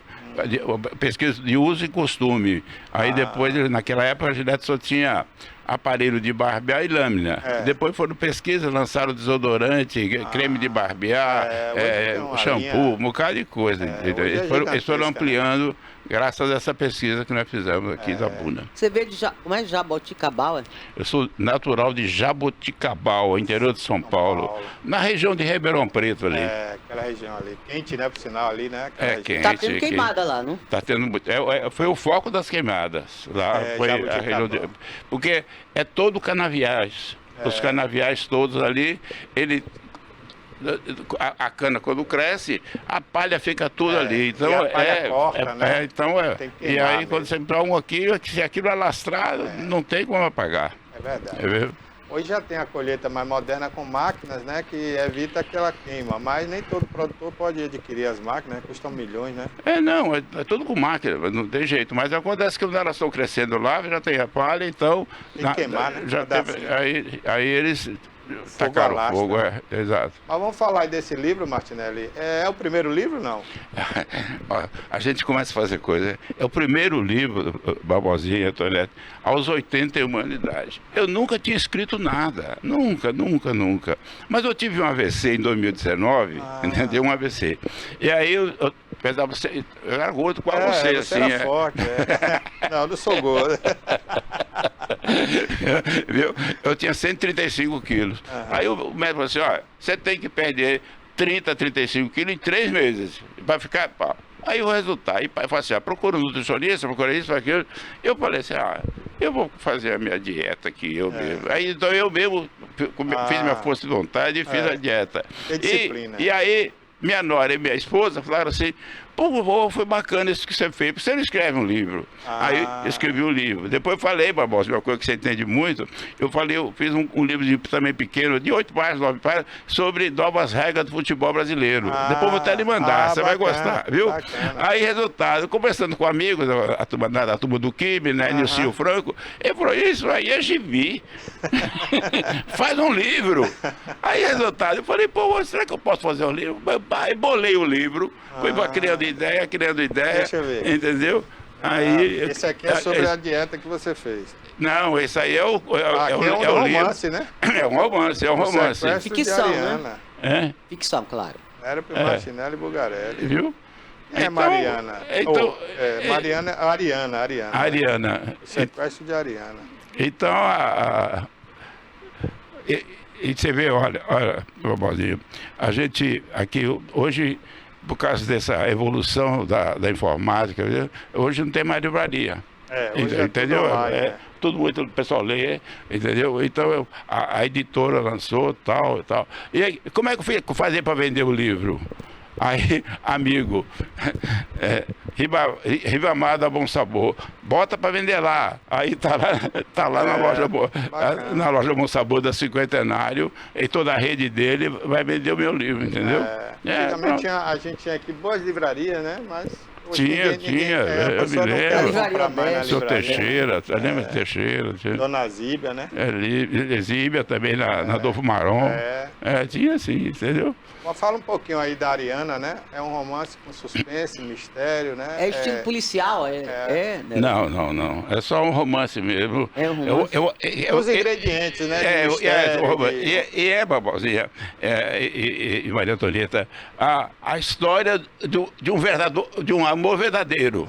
Entendeu? A história de um amor verdadeiro em situações iniciais impossíveis. Entendeu? Então foi aqueles obstáculos do romance vai acontecendo, a doença, polícia, tal. Mas é bacana. Foi baseado numa história real? Não, tudo é ficção. Tudo, né? Tudo na cabeça. Que bom, rapaz. Bacana. É a criatividade, né, Toné? E também esse período que você ficou, né? Depois do AVC, teve a pandemia, né? Teve a pandemia, muito tempo em casa, vai criando ali, vai... Bacana, né? Demorou quanto tempo para fazer isso aqui? Ah, eu acho que num mês eu fiz tudo, tal, revisão e tal. E o bacana, assim, que eu quero dizer assim, com 81 anos, a gente vê assim que eu sou idoso, 81 é velho, né? E a gente ainda está com a criação. Eu estava lendo aí que o poder de criação aos 81 anos, a gente usa os dois hemisférios do cérebro. Exatamente. O jovem só usa um, entendeu? Porque tem muito acúmulo de informação, aí a gente gagueja, a gente também não fala direito, mas, então, eu vi que a gente pode fazer muitas coisas, entendeu? Então, o idoso tem que sair de casa, tem que passear, tem que participar, tem que criar coisas novas, jogar baralho, fazer dominó, palavra cruzada, entendeu? Caça-palavra. Exato. Aí trabalhar a mente é a melhor coisa do mundo. Porque a pessoa só morre quando a mente morre. Enquanto você tiver uma mente produtiva, criativa, você não morre. Você está sempre vivo ali trabalhando, né? Isso. Agora não adianta você estar ali vivo com a mente inútil, sem fazer nada, sem pensar nada, né? Não. Aí realmente não. E eu fui e correr a foto atrás. ficou muito bonita, viu? Não, a editora é muito bacana. E eu fui correr atrás de informações. Editora literária, Books. Literária e Books. Internacional. Eu fui correr atrás de informações, eu vi que a média dos Nobel, dos prêmios Nobel de literatura é acima de 60, a média de idades dos escritores é acima de 60 anos, são 64, 65 anos. Falei, verdade, olha, verdade. eu tô com 81, então ainda... Você vê que agora a foto aqui, rapaz, da contracapa ficou diferente, ó. Lá de óculos, com óculos diferentes aqui, né? Eu tô bonito aí, ó. Bacana, rapaz. E essa editora é de onde, Martinelli? É de São Paulo. De São Paulo, né? Brasil, Europa, Japão. É uma editora internacional. E você vê, aí a editora chegou, levou para o pessoal da Bienal. Aí eles aprovaram o livro. Então, por meu orgulho, o primeiro livro, aos 81 anos, já foi aprovado e vai ser lançado na Bienal de São Paulo, que começa sexta-feira. Olha que maravilha. Entendeu? Então, as pessoas, os amigos aqui de Itabuna, que estarei lá no stand, lá na Bienal, entendeu? Para autografar livro, entendeu? Então eu fiquei muito orgulhoso disso, eu juro, minha mulher também, meus amigos, como você, tenho certeza que você está orgulhoso também disso. Com certeza. Né? E fiquei encantado com a qualidade, a capa, tudo bacana. Né? É tudo bem feito. Parabéns, Martinelli. Obrigado. Você teve inspiração assim, porque claro, é ficção, mas você teve alguma inspiração assim? Como? Não. Se inspirou em alguma situação, em algum personagem, alguma pessoa, não? Não. Assim, eu tenho que começar a pensar em alguma coisa. Aí comecei por um sequestro. Aí o sequestro, você tem várias ações em torno do sequestro, né? Eu falei, aí eu fiz a história em torno desse sequestro. Que bom, você vê, né, a qualidade da mente da pessoa, né? Trabalhando ali, criando, isso é bacana, viu, Martinelli? Obrigado. Fico muito feliz. Você vai fazer o lançamento aqui? Como é? Depois que você voltar de São Paulo? Vai ter um lançamento aqui, entendeu? Tá? Vai ter um lançamento, porque os livros que estou vendendo no Bom Sabor, vou ter que autografar também, entendeu? Mas você vai faz ser... uma tarde de autógrafo, né, para os amigos. Você, minha prima, é a primeira pessoa em Itabuna que vai receber autografado. Bacana. Entendeu? É isso aí. Olha, eu estava até lembrando há pouco aqui a Toné, né, que a faculdade que eu fiz de jornalismo foi até como surpresa, né, porque eu fui lá para conversar com o Martinelli. Aí ele falou, olha, se matricule logo aí no vestibular, você vai ser o primeiro aluno do jornalismo aqui. Foi até uma surpresa para mim, bacana, né? Primeiro curso de jornalismo aqui, eu entrei lá e o Martinelli era o diretor lá da faculdade. Era o diretor comercial. A FacSul foi o case de sucesso em curto espaço de tempo, rapaz, entendeu? Mas segundo Adonias da CEPAC, que é um grande estatístico, entendeu? Foi o maior case de sucesso da história de Itabuna, numa questão em 2 anos. Nós conseguimos colocar 2.500 alunos em 2 anos, entendeu? Foi um negócio espetacular. Pronto. Aí vendemos lá e tal. E graças ao seu trabalho também, aquela comunicação fácil que você sempre teve. Né? Olha, uma hora eu vou trazer Martinelli aqui com o tempo, Toné, pra gente contar a história dele aqui. Martinelli, olha, eu já acompanhei time de voleibol patrocinado por Martinelli. Exato, Também foi lojista, Martinelli Calçado. Diretor. E ele patrocinava o time de vôlei de Itabuna, né? Não, fomos bicampeão. Foi O time foi bicampeão Era estadual. Era o time Martinelli mesmo. Né, Martinelli Calçado. Fomos disputar o Nacional contra Pirelli, Bradesco, Boa Vista, lá em Fortaleza e tal. Mas era gostoso. Na época eu transmitia pela rádio. Eu me lembro de você. Você e J. contar essa Rádio. história aqui, Martinelli. Não, bora. Essa juventude, essa nova geração precisa saber o que Itabuna já teve de bom, né? Porque teve muita coisa boa. Você falou até em Bienal, aí eu me lembrei do saudoso José Adevan, que conseguia ali, com muita luta, todo ano fazer uma Bienal. Bienal de Artes Plásticas. Lembra, era de Artes Plásticas, era. Eu lembro. Tem orgulho, foi meu amigo também. Muito boas, né? Mas hoje a gente não está tendo tanto. Hoje é Itapedro. Né? E tem outra coisa uma coisa que eu tenho orgulho de ter participado durante 30, 40 anos, o bloco Casado e Responsável. Entendeu? Então, tem história.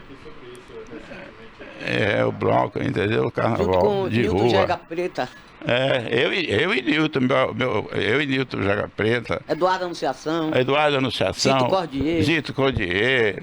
Iedo Nogueira. Iedo Nogueira. Eles são fundadores. Nogueira, Zito, Iedo, entendeu? Belneme, eles são fundadores. Eu e Nilton entramos no segundo ou terceiro ano, entendeu? Mas tocamos com o bloco o tempo todo. Era uma delícia. Tem um supermercado aqui em Itabuna, né? Que eu sempre vou lá. Aí tem uma foto lá do bloco Casado e Responsável com alguns dos fundadores. Não. A gente tinha uns 60 integrantes, a gente tirava a foto todo do carnaval nas escadarias do fórum, entendeu? Aí ficava lá. Então, essa que eu vi é na Cinquentenário, tem até a decoração do Reinhardt lá e tudo. Exato. Acho que já foi nos anos 80 essa aí, final dos anos 70, né? Exato. Bom, eu vou aproveitar o papo aqui, eu estou com o Rui Machado aqui, o vereador experiente de 3 mandatos, foi presidente da Câmara de Vereadores, mas continua aí, Marcelo, com a gente, viu? Vou adiantar por causa do tempo. E eu queria, Rui, antes de você dar a entrevista, repercutir aqui uma denúncia que foi feita pela Maria Antonieta no último programa aqui, foi segunda-feira, não foi, Toné? Nós mostramos aqui um indício de fraude na Câmara de Vereadores de Itabuna. Houve uma licitação e houve uma contratação de 3 gráficos, valores idênticos e um diferente, com pessoas jurídicas, entre aspas, diferentes, porque são nomes diferentes, o mesmo CNPJ, quer dizer, empresas diferentes com o mesmo CNPJ, que isso na Receita Federal não existe, né? E ainda por cima, todas as 3 gráficas no mesmo endereço. Então isso é um indício grave de fraude. Outra coisa, Rui, é normal uma Câmara de Vereadores, no período da eleição, contratar 3 gráficas, conforme está aí o contrato aparecendo na tela, para fazer brindes, camisas, bandeiras, Canecas. garrafas, canecas e outros itens ocultos, como está ali, né? Outros itens que não são divulgados. Itens personalizados para eventos Em plena institucionais. campanha política, para que a Câmara usaria isso, Rui? E foi assinado o contrato em julho de 2024. Você que foi presidente da Câmara de Vereadores e tem experiência, o que é que a Câmara faria numa época dessa com essa coisa? Barbosa, bom dia para você, para a Antonieta, para a Martinelli e os assinantes da TVI. É com uma satisfação imensa que eu volto aqui a essa casa, eu considero extensão da minha casa. Obrigado. Né? Porque quando você inaugurou aqui... Você foi um dos primeiros aqui. Pois é, eu fui convidado por você, parceiro nosso aqui, pelo pastor Reginaldo, e daí dei continuidade. E foi um dos programas de maior audiência aqui, viu, naquela época, né? Que era o Cidade Já, que você fazia com o Reginaldo, né? Eu cheguei a dar autógrafo na rua. Eu me lembro. Outro dia a gente estava almoçando numa churrascaria, o cara de outra cidade, né? Foi pedir um autógrafo a Rui, porque acompanhava os comentários de Rui aqui. Depois de Reginaldo, veio Roberto de Souza. Depois de Roberto de Souza, eu trouxe para aqui o Ricardo Bacelar. Que foi um grande apresentador de televisão também aqui. E depois eu trouxe o João Matheus. João Matheus, foi. Sendo é uma criação sua, né? João Matheus, que hoje é um grande comentarista político. Exatamente. Né? Ele começou aqui, teve destaque aqui na TVI. Na TVI. É verdade. Mas, Barbosa, respondendo a sua pergunta, o questionamento sobre essa licitação na Câmara, é a licitação não só imoral. Não existe a véspera de uma eleição, você vir com uma licitação dessa, e quando choca esse CNPJ, endereço e tudo, isso aí é caso para o Ministério Público agir. Dizem que o Ministério Público só age quando é provocado. Mas ele já foi provocado em várias situações aqui em Itabuna, Rui, e não agiu. Eu, inclusive, convidei o doutor Inocêncio aqui. Ele disse que não poderia, naquele momento, que ia fazer uma cirurgia, mas até hoje eu espero, e ele não deu o sinal da graça. Eu vou tentar falar com ele hoje de novo, né? Porque a gente quer saber porque o Ministério Público tem 4 anos, 5 anos que a gente não vê atuar em Itabuna, né, Tânia? E na realidade, o doutor Inocêncio sempre foi aquele promotor aí em cima dos fatos. Pois é. Sempre agia, sempre brigava. Vigilante. No bom sentido. Eu lembro que ele entrava na prefeitura, na FIC, Exatamente. pegava computador, aprendia, né? Hoje a gente não vê Foi mais. na Câmara, na Quero minha saber gestão. o que aconteceu. Foi pedir até uns documentos. Inclusive, Só que Rui, tem um fato aí, eu até comentei aqui, né? Comentando com o Toné essa possível fraude aí. Eu estava falando que é incrível que o Ministério Público atua quando não é para atuar e quando é para atuar não atua. A Câmara de Vereadores tomou um terreno que estava invadido ali na Princesa Isabel para fazer a sede da Câmara de Vereadores. Rui era o presidente, foi ele que tomou. E o Ministério Público autuou Rui. Rui está autuado no Ministério Público porque tentou fazer uma coisa boa para o município, para a Câmara de Vereadores. 850 mil. Olha Processo aí. que rola. 850 mil, pior do que o Alexandre de Moraes, a multa, né?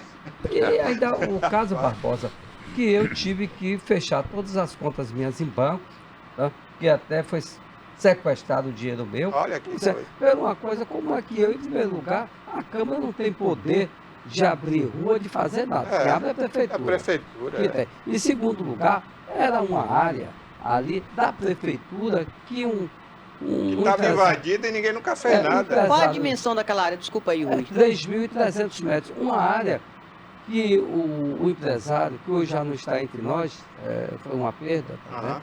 E invadiu, botou uma casa comercial e funcionava com a varada da prefeitura. Exatamente. Você vê o cabimento. E o Ministério Público nunca tomou nada ali, nunca multou ele, né? Participei o prefeito, pedi que ele agisse, ele recuou. Acho que por medo mesmo. Tá? Eu tomei a frente e consegui despejar ele, legalizei o terreno, escriturei e registrei em nome da Prefeitura Municipal de Itabuna, que a Câmara não pode ter bens. É a Prefeitura. Tá? E só que nessa escritura foi colocado o seguinte, essa área especificamente para a construção do prédio da Câmara de Vereadores de Itabuna.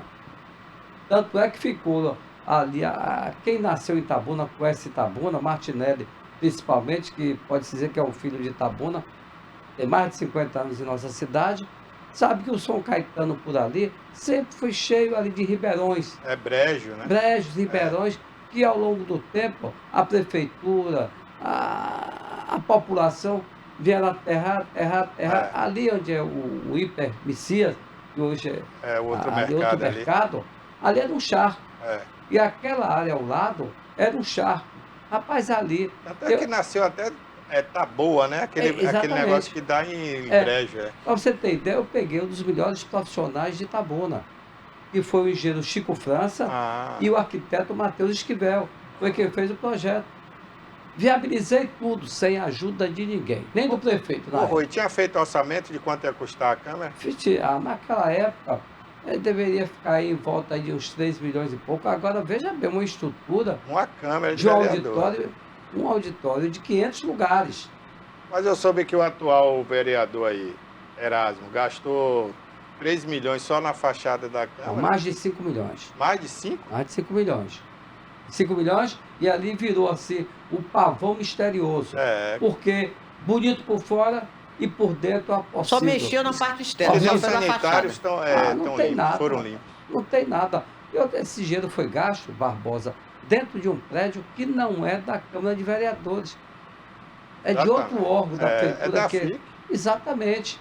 Você desalojou a FIC para botar ali. Horrível. A estrutura é horrível por dentro.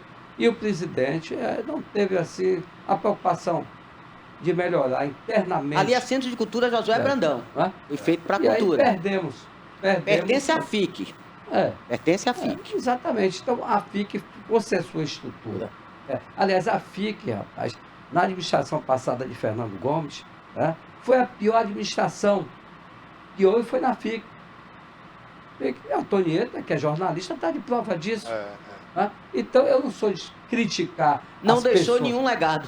Nada. Nada. Tem cultural, deixou nada. um legado negativo. Aí nego fala do atual. Do atual, pelo menos, aí teve eventos, teve festa, teve isso, aquilo. Motivou a cidade. Agora não mexeu na estrutura. Só isso. Foi o erro do atual. Mas foi muito mais competente do que o passado. Não. Se for comparar, aliás, não deve nem comparar, porque é totalmente diferente, né? Foi bem melhor. Agora, o que os artistas se queixam, Rui, é que foi muito dinheiro para uma festa, que é o Itapedro, e pouco dinheiro para os artistas locais da cultura, né? Eu não vou fazer essa avaliação porque eu não tenho muito trânsito no meio artístico. Agora sei que houve essas reivindicações, a população ganhou nos eventos, não tenha dúvida. Você sabe que o povo de Itabuna o comércio botou uma ganhou, batucada, o comércio ganhou, então eu não tenho críticas a fazer a atual administração. Eu particularmente eu não critico não, mas ouço os artistas locais, né? A gente tem um programa aqui só para a cultura, essa gente Grapiúna, e eles vêm aqui e queixam muito, inclusive falam que o custo da festa foi exorbitante, chegou a 11 milhões de reais a última festa aqui em Itapedro, né? Custo geral. 11 milhões você consertava o prédio da FIC e ainda sobrava dinheiro, que está lá caindo aos pedaços. Pois é, então assim, eu não gosto de fazer esse julgamento, mas estou colocando aí que os gestores, né, os futuros gestores de Itabuna hoje tem 5 candidatos, não é isso? Leonice, Chico França, Isaac Neri, Pancadinha e o Augusto Castro. Então tirando o atual prefeito, são 4 candidatos, né? Caso o atual prefeito não se reeleja, um dos 4 aí pode se reeleger, então que faça melhor quem ganhar, né? Ou até o próprio Augusto se ganhar, que tente corrigir os erros do passado, né? Nunca é tarde para corrigir, né, Rui? Exatamente. Nossa cidade é uma cidade carente de tudo. De tudo. De tudo. Proposta de governo eu ainda não vi. Eu não vi nenhuma, Eu estou vendo como está acontecendo em São Paulo, né? Um atacando o outro, que está horrível aquele nível de entrevista em São Paulo. Está um escândalo mesmo, dito por todos. Agora Itabuna precisa de projetos, rapaz. Nós precisamos de um centro comercial, que aquilo ali é uma imundícia. Exatamente. Precisamos do Ceasa, qual é o gargalo que nenhum prefeito mexe naquilo ali? Qual é o problema? Qual é a dificuldade? Ninguém mexe, ninguém Você que foi faz vereador aí muito tempo. Rapaz, veja bem, aquilo ali devia ser prioridade, como é o saneamento na cidade de Itabuna. Uma cidade de 180 mil habitantes só possui 14% de saneamento. O nosso ex-Rio Cachoeira, hoje é o esgoto Cachoeira. É uma vergonha. E nego falando, meio ambiente, vamos fazer... E nunca aconteceu. E governo nenhum. Diga assim. Rui, outra coisa, você foi vereador aí 3 vezes, foi presidente da Câmara. Por que essa Câmara atual não cobrou nada do prefeito, né? Com exceção aí de um vereador aí que acabou até sendo processado, que exagerou, né? Acabou ofendendo a mulher do prefeito. Mas fora ele, ninguém cobrou nada, ficou todo mundo calado. A gente até esquecia que tinha uma Câmara de Vereadores em Itabuna. Por que isso, Rui? Ô Barbosa, quem conhece a história de Itabuna, Martinelli aqui ao lado, Antonieta, você, nós sabemos que no passado houve personagens ali naquela casa, ali, quando não era remunerado. Eu acho o maior erro é ser remunerado. Porque o nego só pensa no dinheiro. No dinheiro. Lá para resolver a vida. Não pensa em Itabuna. E também a sociedade gosta de cobrar, mas não gosta de participar. Gostam de cobrar, que é uma beleza. Porque não vai à luta, porque não vai às urnas, que é o direito de todos os cidadãos. Aí aquelas pessoas, os candidatos dos bairros, das comunidades, aí fica ali levando uma pessoa no hospital de base, levando uma pessoa em um posto de saúde, isso aqui, se credencia como pré-candidato, sem discurso, sem nada, vazios. É o que a Câmara hoje, você encontra ali 6 a 7 vereadores que têm um conhecimento e capacidade de estar lá, mas a maioria não tem, porque chega lá, se vende logo ao prefeito. É por isso que eu digo, eu sempre fui independente, principalmente não me aproximo de prefeito na época eleitoral, porque se eu entrar atrelado a ele, eu já estou no bolso dele. Como é que eu vou reivindicar? Como é que eu vou pedir? Então, não. Ele procura se eleger, eu vou procurar me eleger também, e lá vamos nos encontrar em janeiro. Ou seja, por minha independência, para reivindicar para a minha cidade que eu nasci e fui criado aqui. Então é isso. Agora, eu não culpo eles que estão lá, eu culpo a sociedade. Agora, Rui, uma curiosidade aí, né? Eu vi uma gravação sua aí na internet, você ao lado de Loyola, que foi presidente da Câmara e teve aquela confusão toda na época dele, né? Como é que se deu aí esse apoio de Loyola à sua candidatura? Barbosa, Loyola foi meu colega de um mandato. Ele foi eleito com 3.040 votos, votação que só teve 2 pessoas até hoje que alcançou, um teve 3 e pouco, mas não conseguiu se eleger. E Loyola teve 3.040. Sem experiência, sem conhecimento nenhum. E chegou lá, o esquema que tinha na Câmara naquela época, então, fez ele presidente. É aquele negócio, você pegar um caramelo e botar na boca de uma criança. Tá? Deram a ele nunca tinha viajado em um avião. Botaram ele em um avião. Levaram ele e hospedaram ele no Hotel Meridia, em Salvador. E apresentaram a vida noturna a ele. Ele novo, fogoso. Deslumbre, né? Exatamente. E pronto. E só mandando assinar papéis. Só mandando assinar. E ele assinando. Resultado. Foi uma coisa horrível, porque todos aqueles envolvidos naquela quadrilha formada na época, que todos foram condenados, todos, e tem uns que foram até, tiveram a pena maior, porque já não estão entre nós. É verdade. Tá? Entre nós. E o Loyola foi condenado por quê? Preconceito. Você sabe que preconceito é uma doença. Quem tem isso aí é um doente. E preconceito de cor, de dinheiro, de moradia, do lado social, não existe isso, rapaz. Eu acho que a diferença do homem pode estar só uma, no bolso. Mas fora disso, então eles olhavam para Loyola, não, ele é negro, é pobre, mora no morro. Então ele que vai pegar o pepino, e pegou. Acabaram com a vida do rapaz. Quando foi agora esse período de eleição, ele está em liberdade, e começaram a perseguir Loyola. Não sei quem, talvez até dentro do processo dele, que eu não vou apontar ninguém, eu não tenho provas, eu não sei se houve isso. Ele até se queixa, mas é problema dele. E eu resolvi chamar Loyola pelo trabalho social dele. Rapaz, ele pega um carro velho, sai 4 horas da manhã de Itabuna, vai para Jiquié, Camaquã e Piauí, levando 10 pessoas, 10 senhoras, lá fazer cirurgia parto, perine, todo tipo de procedimento cirúrgico. Ele, rapaz, e volta final da tarde, vai buscar no outro dia. Tem um trabalho social. Todo mundo, rapaz, você não pode olhar só os defeitos da pessoa. Se ele errou, mas errou por falta de experiência, pelo acidente, agora não roubou. Não roubou. Isso aí foi usado, né? Já foi usado. E aí eu falei, ô Loyola, você está aí, se você quiser me acompanhar, a única coisa que eu posso lhe oferecer é abrir as portas da Secretaria de Saúde, caso eu venha a ser vereador, né, para você continuar seu serviço, porque seria até bom para meu gabinete. Ajudando as pessoas. Porque, Rui, você tem cirurgia tal, não, mas tem uma pessoa que tem, que conhece isso, aquilo. Então, esse lado. Aí, nego vem com história, porque Rui comprou logo. Que dinheiro eu tenho para comprar ninguém, rapaz? Tá entendendo? Aí, quando você faz o bem, aí nego vem logo jogando pedra. Barbosa, eu evito até de estar presente em caminhadas, isso, aquilo. Eu fui ligeiramente olhei o ambiente e tudo, porque me cobraram a minha presença. E depois, porque acontece o seguinte, quando eu chego lá, é uma ciumada danada. Quando eu não vou, é outra ciumada. Porque fulano está apoiando, graças a Deus eu tenho recebido apoio de boa parte da sociedade de Itabuna, no qual fui criado, e tenho contato com a população. E nos bairros também eu sempre fui querido, mas querido mesmo, porque meu eleitorado está em uma faixa bem acima dos 60 anos.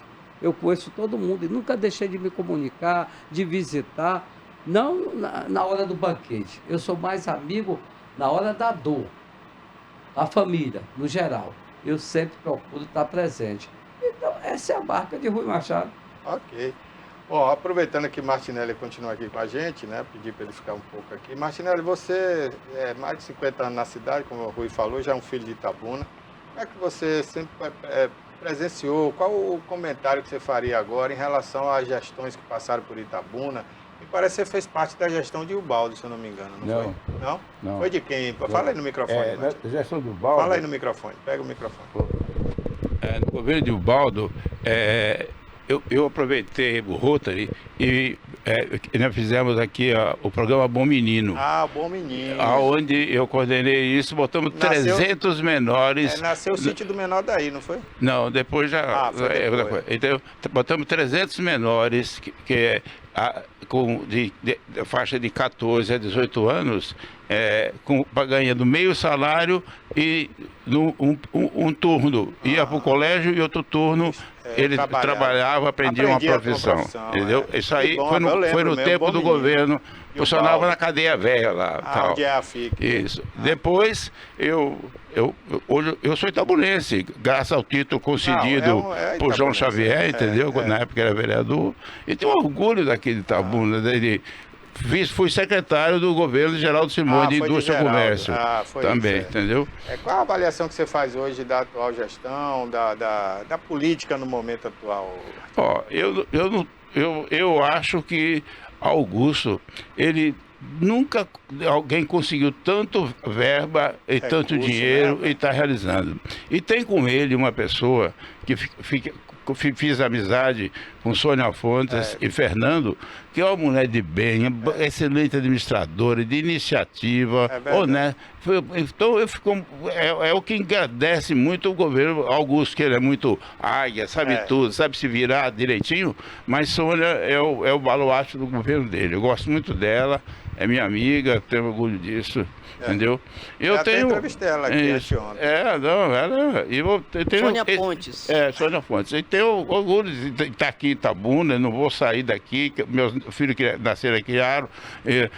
Então, do lado de minha esposa, de um lado é os Midres, que eu sou amigo e eu tenho orgulho disso, e do outro lado da mãe dela é os Férez do Santo, doutor Zé Férez. Então eu tô. E tenho centenas de amigos aí e tal.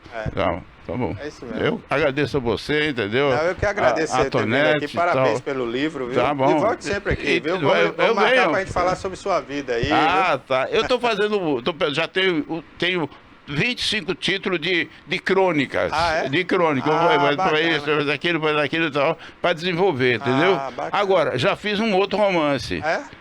Já tá pronto lá. Isso, as canções de Mirella. Você lembra de Piton? Anatólio Piton, compositor, Piton. Então, Piton. Tem uma loja na Rui Barbosa, ele é a esposa, né? Não, é outro Piton. É um Piton que era viajante, que viajava comigo e tal, é outro Piton. Lembro. É um moreninho. Que fez o hino do Itabuna. Fez o hino do Itabuna, exatamente. Fez o hino do Itabuna. Anatólio Piton. Anatólio Cruz Piton. Então eu tenho orgulho que ele é um grande compositor. Todas as músicas bonitas do Bloco Casais, sabe, foi ele que compôs. Aí um dia ele chegou lá comigo, assim, fez assim, um envelope e me trouxe, olha aqui, ó. 50 partituras de música dele. Rapaz, aí ele mandou Neguinho Pife, fez as partituras todas, ele estava lá, compositor Anatólio Curciton e Nero Martinelli. Ele me deu parceria de todas as músicas dele. Aí eu gravei com o Memé umas 6 músicas e não fui para sucesso. Agora estou escrevendo um livro e estou aproveitando. Cada canção dessa, eu estou fazendo uma história para poder... Bacana. E você imagine, Tonete, vai ser o primeiro livro que tem as canções com o QR Code. Aí você botando o celular vai pra onde? Não, já escuta a música. Você ouve a música? Entendeu? Legal, rapaz, bacana. Isso é inédito. Eu estou levando para a editora agora, vender essa ideia para eles, entendeu? Bacana. Tá bom? Parabéns, viu? Tá eu bom. me lembro do Piton, ele acho que aprendeu a criar bigode com você, né? Ele apareceu lá na televisão. Ele tá morando em Salvador, tá Ele lá. trabalhava na outra televisão, ele aparecia lá com as composições, a gente mostrava. E o hino do Itabuna ficou sensacional, né? Foi então. Até hoje esse hino toca aí, né? E poucas pessoas sabem que o hino de Itabuna não é muito tocado, mas é de Anatólio Cruz Piton. A gente tocou muito aqui quando o Itabuna se classificou, foi campeão, né? Há 2 anos aí, Pronto. foi campeão do Campeonato Baiano. Eu agradeço a você. Um abraço ao Piton, viu? A Tonete, tudo. Ok. Rui Machado, muito obrigado também por ter vindo aqui ao programa. Sucesso nessa caminhada aí, né? Espero que se você ganhar a eleição, volte a ser presidente da Câmara para a gente construir uma Câmara em Itabuna, né? E eu acho que eu quero trazer ainda o promotor aqui, Inocêncio, porque eu, sinceramente, eu gostaria de uma explicação, assim, em nome do povo de Itabuna. Por que Rui foi punido se ele queria construir uma Câmara? E com esse mesmo valor que ele queria construir uma Câmara, aliás, com o mesmo valor não, com o dobro desse valor, um vereador aí reformou a Câmara e o Ministério Público não está nem aí. Ô Barbosa, eu tinha só uma última pergunta aqui para Rui. E você falou da faixa etária do seu eleitorado. Você falou 60 por aí. Mas que mensagem você traria então para os jovens? Antonieta, claro, você tem que dialogar, tem que procurar ser conhecido pelos jovens, né? Porque hoje a juventude em primeiro lugar, né? Nós já temos aqui uma certa idade, já caminhando agora para o compromisso final com nossa cidade, tá entendendo? Mas eu acho que é preciso mais em Itabuna. A educação chegou, novas faculdades, universidade estadual, federal e tudo. Eu acho que no campo da educação, Itabuna está bem planejada. Bem planejada. O ensino médio também chegou aos colégios aí do estado, exatamente. Né? Falta um incentivo maior ainda, não só do governo do estado, mas como do município também, tá? E da classe empresarial de Itabuna, que a classe empresarial de Itabuna recuou também. Recuou. Você vê o seguinte, não tem mais aquele comércio como teve no passado. Não funciona mais o CDL de Itabuna. Tem camelô. A associação não funciona como funcionava. As cooperativas deixaram de existir. Então, Itabuna, rapaz, com o tempo vem perdendo. Só perdendo. Não tem representatividade política? Não tem. Não temos aqui o deputado que foi eleito por aqui. Né? A votação dele, Itabuna completou. Porque voto para eleger não tinha. Porque quando chega aqui, é um celeiro. Você fala o estadual, né? É estadual, só estadual. Só foi eleito um, que agora já vai sair, né? Que se ganhar a prefeitura vai sair, não, né? por Itabuna, completou, teve uma votação boa em Itabuna, mas Itabuna não é mas tinha voto para eleger 2 aí, né? Olha, 2 estaduais e miseravelmente um federal. Um federal. Mas não tem um representante. Como é que você pode reivindicar para uma cidade se não tem representante? A cidade aí está solta. E, na realidade, Itabuna nunca foi olhada com carinho pelo governo do estado. Seja qualquer governador. Qualquer um. Antônio Carlos chegava aqui, fazia festa e tudo, mas diga aí um legado que ele deixou para Itabuna. Nada. Não deixou nada. Uma rodovia que agora está saindo aí, aos poucos e tudo, promessas e promessas. Então, não tem. O ex-governador já falecido, Roberto Santos, sim, deixou a sua marca aqui, que foi a rodovia Itabuna-Ilhéus. Mas os outros não deixaram. Então, por falta de quê? De liderança. De liderança. Você vê que Ilhéus aí ultrapassou Itabuna. O atual prefeito aí foi um dos melhores prefeitos que eu vi prefeito no passado, que teve 4 mandatos e não deixou legado. E esse aí, mas esse aí está apoiando o governo. Mas o esquema é esse, rapaz. Se você não apoiar, fica sem nada. Não quer dizer que você seja, como o Fernando dizia, eu não sou petista, mas apoiava um governador petista. Então nós temos que ter conhecimento disso. Política não se faz com fígado, se faz com a razão. E também não se faz com o coração. É isso aí. Essa fala de Rui é muito interessante, né? Política não se faz com fígado. E tem um aspecto, né, que a gente, voltando aí atrás, naquele tempo a gente era rico, não tinha voz nem vez. Agora a gente não tem nem riqueza, a gente tá pobre, não tem voz nem vez e nem voto. Que a gente nem elegeu o governador, a gente elegeu. A gente votou aqui em um e quem ganhou foi o outro. Maria, Itabuna virou assim, tem corretores de voto. Tem corretor de votos. Gostei Cada um disso. diz que tem 100, 200. Gostei, e aí, corretor de voto. Corretores de votos. Mas não tem, a sociedade precisa acordar em Itabuna. Quem tem seus filhos aqui, aí no colegial, na faculdade, tem que acordar, brigar, descruzar o braço e ir para a luta, porque vocês têm o direito de fazer isso, como qualquer cidadão. Tem que ajudar para poder o nível que tem a Câmara de Vereadores de Itabuna melhorar. Não existe um debate naquela casa. Pela falta de conhecimento dos candidatos que lá estão, acabou. Naquele tempo era outra coisa, rapaz. Está faltando o empenho da sociedade, Barbosa. É isso aí. Agora, só para pirraçar você aí, de 0 a 10, dê o número aí, dê aí a sua nota para essa atual gestão. Rapaz, Antonieta, veja bem, eu não gosto de fazer críticas, você está entendendo? Não é crítica, é uma nota. Só estou pedindo a uma nota. nota que eu daria hoje aí, eu daria um 6. Porque o atual Generoso. o prefeito A média, né? 6 é a média. não vai deixar um legado. Acima da média. Porque Já. Acima da média. Reforma de praças, precisa? Precisa. Agora, antes de vir a reforma, tem que ter a segurança. Porque a mãe É não pode prioridade, Rui? Essa reforma de praças? Desculpa perguntar. Não, claro que não. Prioridade é saúde, é educação, é Segurança, saneamento. segurança que você falou aí, que é importante. Segurança. Como é que você botar uma praça sem segurança? A mãe leva o garotinho, aparece aí outra pessoa, leva o celular dele. Então, segurança. Não é só Itabuna, não. É geral. Todo o Brasil. É geral. Agora eu acho que Itabuna tem que saúde, educação, saneamento.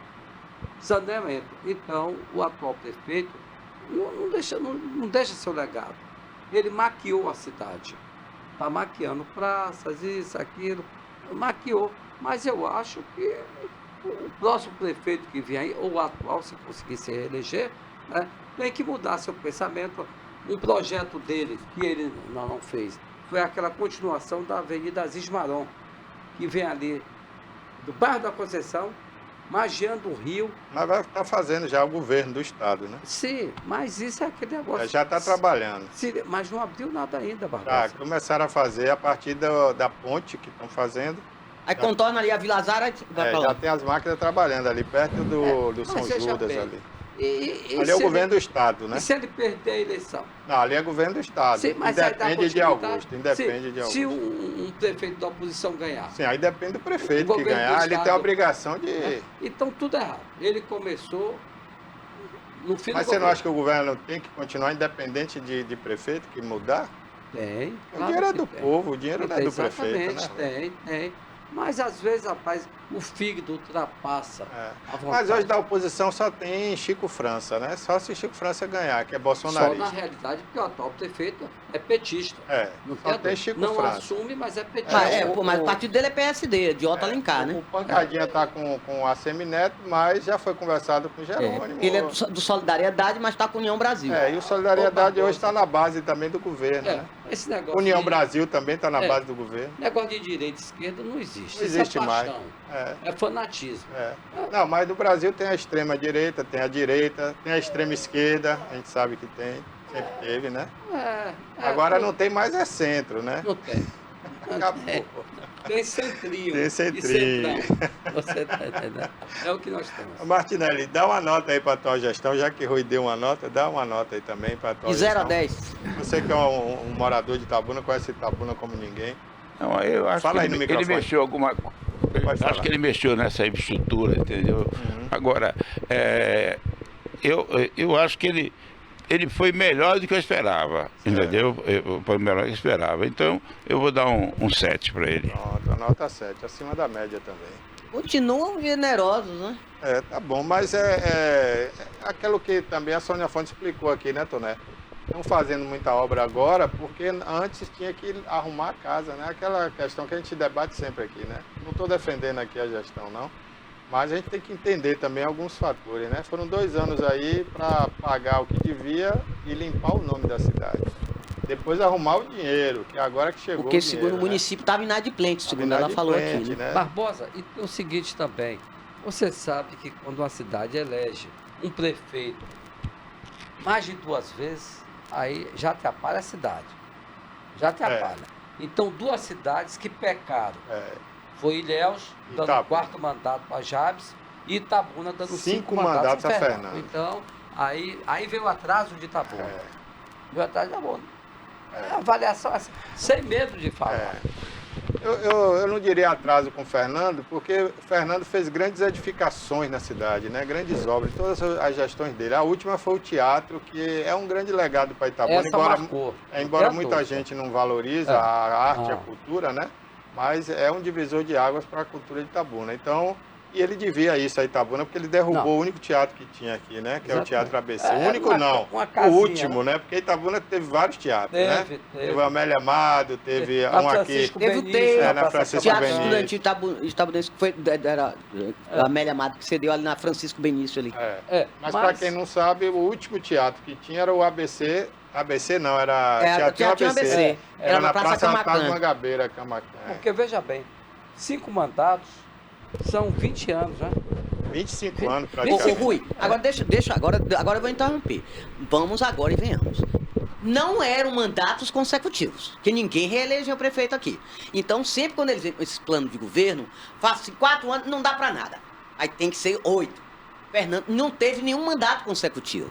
Ele foi 5 vezes prefeito. Então, fez muita coisa. Mas é isso que eu estou dizendo. Inclusive, Toné, tinha sempre um hiato. O hospital de base, que ele foi corajoso em construir aquele hospital gigante daquele jeito, sozinho, sem apoio de ninguém, né? Do governador, de ninguém.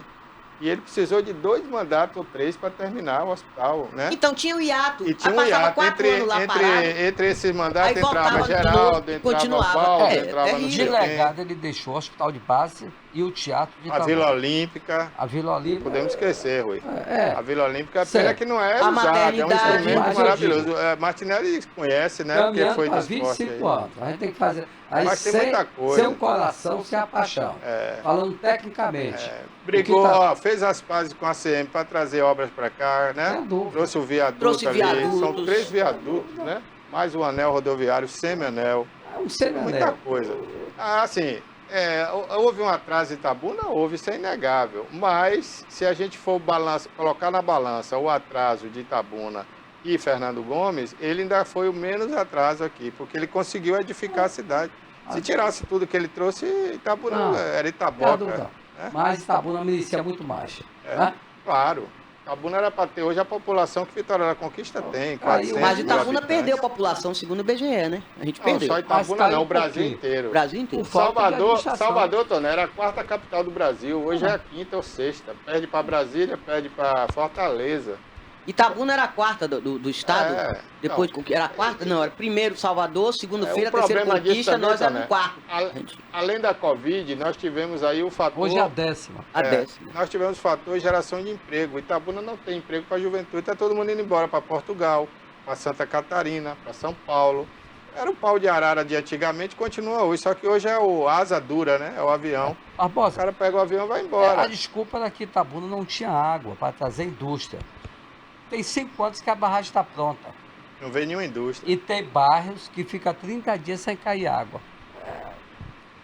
Tem muita coisa que precisa ser discutida, né? Na Bahia, não é só Itabuna. Por exemplo, eu estava vendo ontem a Caoa Shell, que é uma criação de um baiano, Carlos Alberto, que faleceu, que trouxe a Hyundai para o Brasil, né? E hoje a Shell. Ele levou a indústria para Goiânia, porque a Bahia não deu apoio a ele. Ele queria fazer a indústria de carro aqui na Bahia. Hoje está investindo lá 3 bilhões de dólares para aumentar a planta da fábrica. E ele, infelizmente, morreu, né? Mas deixou o nome dele numa marca de carro. Caoa quer dizer Carlos Alberto Oliveira. Então, é Caoa Sherry, né? É uma pena que um baiano lutou tanto para ter uma indústria de automóvel na Bahia e não conseguiu. Então, a gente precisa entender também essas políticas do governo da Bahia que deixam, às vezes, as indústrias não virem para cá. Uma indústria dessa, já pensou se ele botasse no sul da Bahia? Ele só puxa pela região metropolitana. Da Maçari, lá de Freitas, né? Porque às vezes deixa escapar, como foi essa aí.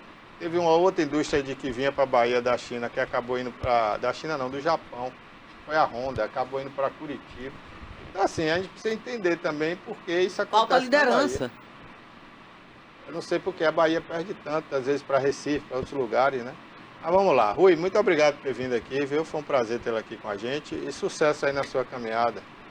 Barbosa, eu que agradeço estar de volta aqui à nossa casa, tá? Na companhia de Maria, na companhia de nosso amigo Martinelli, que tem muito serviço prestado, não só em Itabuna, mas aqui na região sul. e deixo aqui um abraço para todos os assinantes da TVI. Ok. Martinelli, muito obrigado, parabéns pelo livro. Quando tiver pronto o das crônicas e o das músicas aí, traga aqui pra gente mostrar.